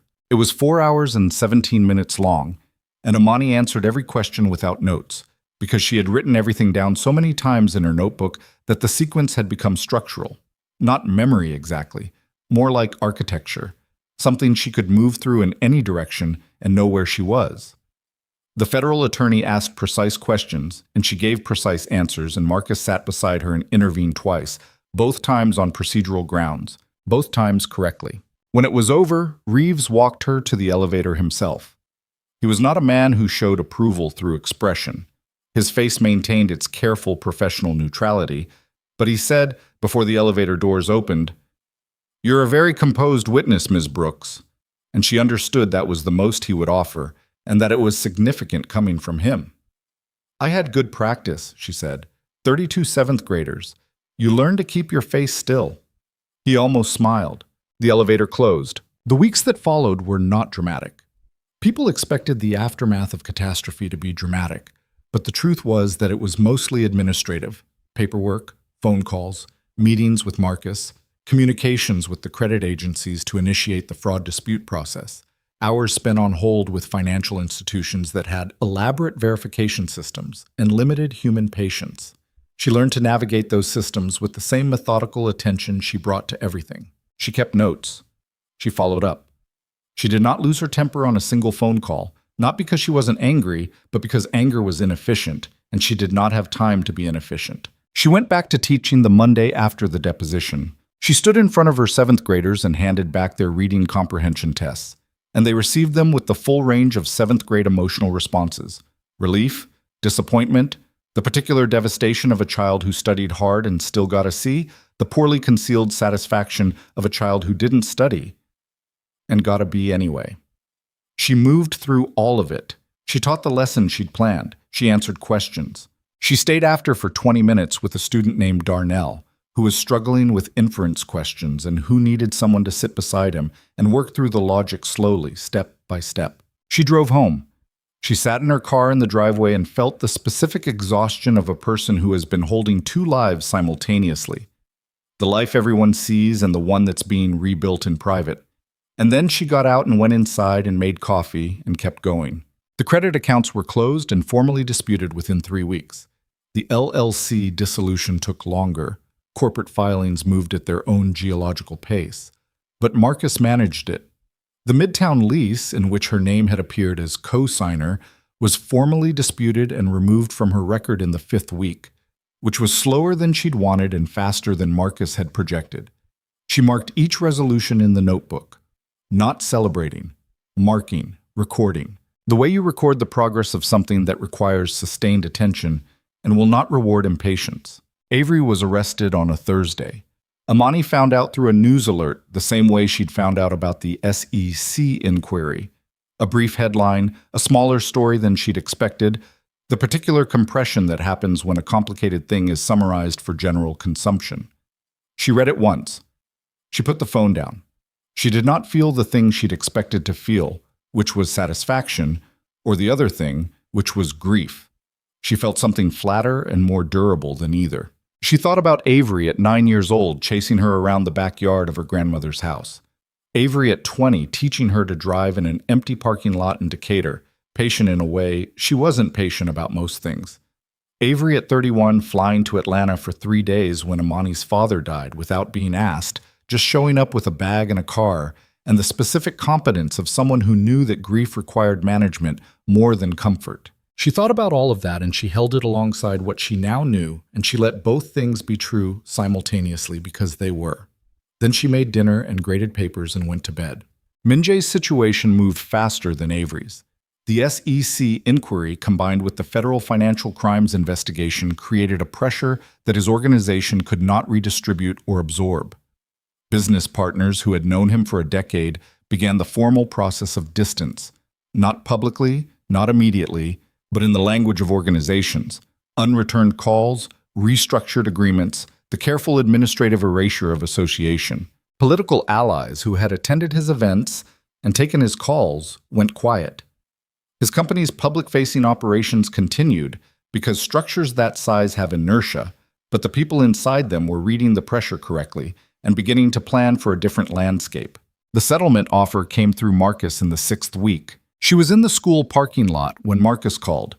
She'd just finished a parent conference and was sitting in her car with her coat still on, and he laid it out with the precision she'd come to rely on. Full financial restitution, every dollar from the fraudulent credit accounts, the $11,000 she'd lent him, lost interest calculated at a rate his attorneys had proposed, and Marcus had countered up, plus a separate amount for legal fees and what Marcus called material distress. The total number he named was large enough that she had to make herself not react to it, to hear it as an amount rather than as a verdict. He's also agreed to a full written acknowledgement, Marcus said. A notarized statement admitting his role in the identity fraud, the forged documents, the unauthorized use of your name. That goes into the permanent record. And Avery's account, she said, the $91,000. That's a separate criminal matter, Marcus said. The government handles that piece, but Minjai's settlement doesn't impede it. Does it protect him from anything? It settles the civil claims between the two of you. It doesn't touch the federal criminal exposure, which is ongoing. He's still looking at significant federal liability, Imani. The civil settlement is him trying to reduce the total damage. She looked out the windshield at the school building. A kid on the basketball court near the side entrance was practicing free throws alone, shooting and retrieving, with the particular patience of someone who has decided to get good at something. I'll sign, she said. You're sure? I want his written acknowledgement more than I want to fight him in civil court for the next 2 years, she said. I want a document with his signature that says what he did. I want that in existence. I'll proceed, Marcus said. She watched the kid make 2 free throws in a row and miss the third. Marcus, she said. Thank you for all of it. You did the work, he said. I just made sure the room was set up correctly. She signed the settlement documents the following Tuesday. Minjae's written acknowledgement arrived the same day, notarized, formal, in the language of legal documents that strips the human quality from things to make them portable and usable. But the facts were there. Her name. His name. What had been done. What it had cost. What he acknowledged. She read it once. She put it in a folder. She put the folder in the file cabinet in her home office. She closed the drawer. The confrontation with Nia happened not because she planned it, but because the city was not large enough for 2 people to avoid each other indefinitely, particularly when they moved in overlapping circles.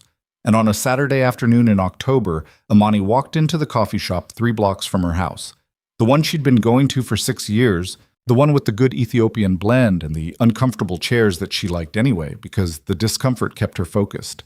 And Nia was there, sitting at the small table near the window, alone. A cup in front of her that she wasn't drinking. She looked up when the door opened and saw Imani, and for a moment neither of them moved, the way animals sometimes go still when they find themselves in unexpected proximity to something that might determine how the next few seconds go. Imani ordered her coffee. She waited for it. She paid.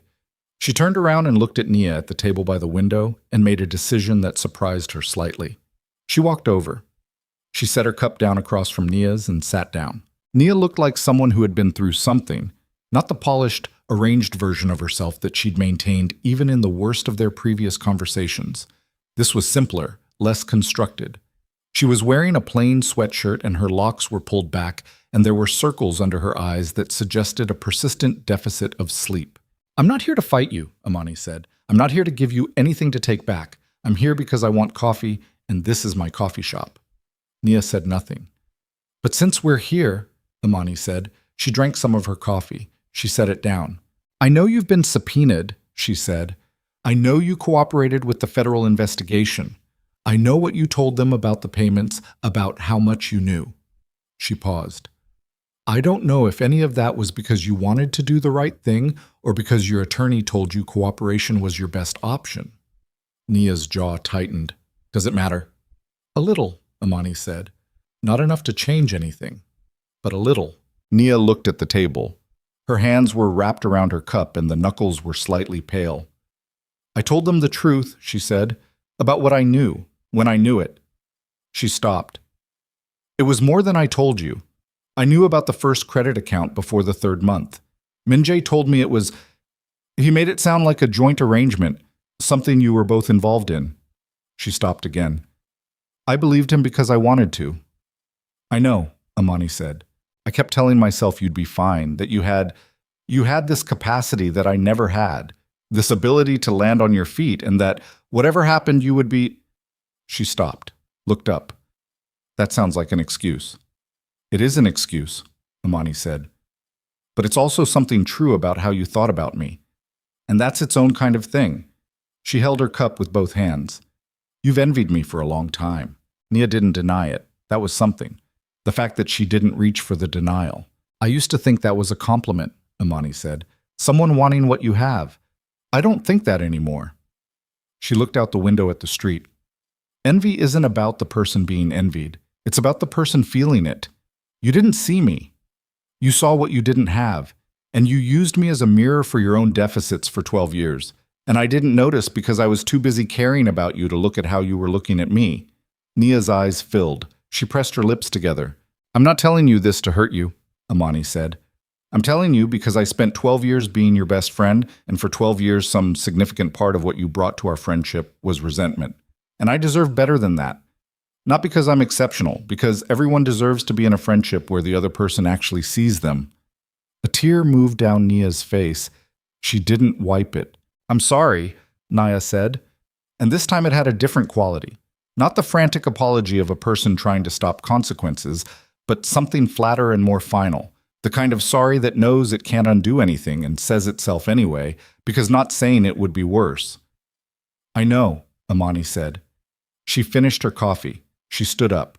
You didn't steal something better than yourself, she said. She said it quietly, without performance, looking at Nia directly. You destroyed yourself trying to steal what was never yours. She picked up her cup. She walked out. The trial, or rather the federal proceedings, which were not a single dramatic trial, but a series of hearings and motions and negotiations that unfolded over many months with the bureaucratic patience of systems designed for precision rather than narrative, resolved in the way that federal cases often resolve, not with a verdict announced in a courtroom the way films depict it, but with agreements reached in offices, with charges that were reduced or maintained, with sentencing that came down in increments. She was not present for most of it. Marcus kept her informed. She asked specific questions when she needed to understand the mechanics and accepted the summaries when she didn't. Avery pleaded guilty to 2 counts of federal fraud. The sentencing was 6 months into the following year, and Imani did not go to the courthouse. She taught that day. She went home. She sat in her backyard that evening, and the string lights were on. She'd taken them down and put them back up, her own choice, because she was not going to cede her own backyard to what had happened in it. And she sat there in the October dark, and she thought about her cousin, and she let herself feel it. The full weight of it, the grief of it, because Avery had been real to her, and the grief of losing someone who was real to you did not require them to have been good. You could mourn the person and understand what they'd done simultaneously. She was learning to hold more than one true thing at a time. Minjae's federal exposure resulted in a consent agreement with the SEC and a separate criminal plea on 1 count of financial fraud. His organization survived in reduced form, structures that large have survival mechanisms that outlast their architects. His name appeared in business news periodically after that, smaller stories. A man managing the aftermath of a public unraveling. She did not follow the coverage closely. She did not need to. The settlement money arrived in 2 installments. She put the first installment into savings and did not think about it for 3 weeks, because she had learned that decisions made immediately after receiving something significant tend to reflect the stress of the moment rather than the clarity of purpose. When 3 weeks had passed, she looked at the number and thought carefully about what it was. Not a reward, not justice, exactly, but restitution. The restoration of something taken, which was a different category entirely. She put a portion of it toward a tutoring program. She'd been thinking about it for years, a structured after-school operation for students in her district who needed academic support, but whose families couldn't afford private tutoring. She'd thought about it abstractly, the way you think about things that require more time and money and stability than your current life can provide. Now she had the money. She had the time, because she was no longer spending her energy managing a relationship built on managed information. She had the stability, or was building it, one documented resolution at a time. She found a space. She hired 2 tutors. She built a curriculum. She named the program something simple, the Brooks Program, because it was hers and she was done with indirection. The first cohort was 12 students. By the spring, it was 23. By the following fall, it had a waiting list. She repainted the backyard fence in November, A deep green, the color she'd always wanted and never committed to because Min-jae had said it would clash with the siding, which it didn't. She painted it herself over 2 weekends, with the specific physical satisfaction of doing a thing with your hands that results in something visible and lasting. She stood back on the second Sunday afternoon and looked at it and felt something she recognized after a moment as pleasure. Plain, uncomplicated pleasure in a green fence and a clear afternoon and her own hands slightly speckled with paint. She rearranged the string lights. Not different lights, the same ones because they were good lights and she liked them and they were hers. But a different configuration, the wire running from the oak tree to a new hook she put in the porch overhang, the coverage wider now, more even. Better, actually. Better than they'd been before. The rose garden she left alone. The roses didn't need her to do anything to them. They were alive. They'd been alive through everything. Through the wedding and the investigation and the depositions and the winter, coming back in the spring the way perennial things do, with the complete indifference to human drama that makes plants either maddening or reassuring depending on what you need from them. She needed to be reassured by them. She weeded around them in March. She fed them in April. In May, they bloomed in the specific deep red she'd chosen 3 years ago from a catalog and had never regretted. She sat in the backyard on a Saturday evening in late September, almost exactly a year from the night she'd driven back from Savannah and pushed open the gate. The lights were on. The fence was green. The roses had finished their second bloom of the season and were resting. The evening was warm enough for a light jacket and cool enough to make you aware of the season changing, that particular edge in the air that Atlanta gets in September, which is not quite autumn, but is the first honest suggestion of it. She had a glass of iced tea on the small table beside her chair. She had nothing she needed to do tonight. Darnell, her student who'd struggled with inference questions, had passed his end-of-year reading assessment with a score that put him above grade level for the first time in 3 years. She'd kept the paper copy of his score report because he'd given it to her after class with an expression of stunned disbelief that she understood completely, because she too knew what it felt like to find out you were capable of something you'd been told was not for you. She thought about the drive back from Savannah a year ago, the radio playing low, the quarter tank of gas she hadn't stopped to fill, the unremarkable chain of small decisions that had brought her home 30 minutes early and through the back gate instead of the front door and into a view of her own backyard that had rearranged everything. She thought about what she had lost. She was not the kind of person who minimized loss. She had watched people do that, watched them compress grief into something manageable and presentable, and she had always understood that the compression was a way of not living in the full dimension of your own experience. She had lost 4 years of her life that she had given in good faith to a structure built on bad faith. She had lost a best friend who had never, as it turned out, been exactly the friend she'd thought she was. She had lost her cousin, who was in federal custody, who she had loved since childhood, who had looked at her and seen an asset, and who she still missed sometimes in the mornings with a specificity that ambushed her when she wasn't prepared for it. Those losses were real. She didn't compact them or reframe them or sand their edges into something more acceptable. She just also refused to be defined by them. That was the distinction she'd found. Not that the losses didn't matter, not that she'd moved past them or healed from them or converted them into strength, the way people in stories were supposed to convert their worst experiences into something purposeful. The losses were still losses. They were just not the only true things. She was also a woman who had kept her composure in a federal conference room when the last person she trusted appeared on a fraud diagram. She was also a woman who had said no to an unnamed man with resources she couldn't fully calculate, and had kept saying no every time the question was rephrased. She was also a woman who had finished grading a stack of reading tests on the night her world came apart because 32 students needed those tests back on Monday, and she was their teacher, and that was real work that required her attention. She was the woman who painted her own fence green. She finished her iced tea. The lights were warm against the darkening sky. The same lights, strung differently, casting the same gold they always had over the same garden, and the same roses, and the same fence that was now a better color. She sat in the quiet of her backyard, and the city moved around her. The low, distant sound of Atlanta on a Saturday evening, traffic and music, and the particular ambient hum of a city that does not stop. And she was part of it, and separate from it, and entirely herself. She wasn't thinking about Min-jae. She wasn't thinking about Avery. She wasn't thinking about Naya, or the white dress, or the ranunculus fallen in the dirt, or the sound of wedding music in air that should have been ordinary. She was thinking about the tutoring program, about a curriculum adjustment she wanted to make to the reading comprehension module, about whether she had the materials ordered for October, about Darnell and his test score and the 12 other students with waiting potential that just needed the right room and the right patients to come forward. She was thinking about the green fence and whether she wanted to put a trellis along it next spring, something for climbing roses, a different variety than what she had, something that would grow vertical and take up the height of the fence and look, by summer, like something she had planned from the beginning. She was thinking about next summer. That was the thing she noticed, sitting in the warm September dark with her empty glass in her quiet yard. She was thinking about next summer, about what she wanted the backyard to look like, about what she wanted the program to have accomplished by then, about her students, who would be 8th graders next year, who would move through her classroom and carry pieces of what she'd taught them into their lives the way students always do, mostly without knowing it. She was thinking forward, not because the past was resolved. It wasn't fully, and it wouldn't be for a long time, maybe not completely, because that was the truth about serious damage, that it left traces you kept finding in drawers and in the back corners of the mind years later. But because the past had its shape now. It was legible.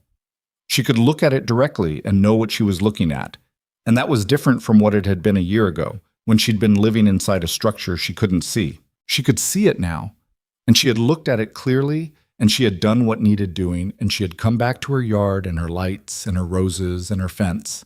She was not the same woman who had driven back from Savannah with her tank at a quarter, thinking about a leaky sink and a stack of ungraded tests.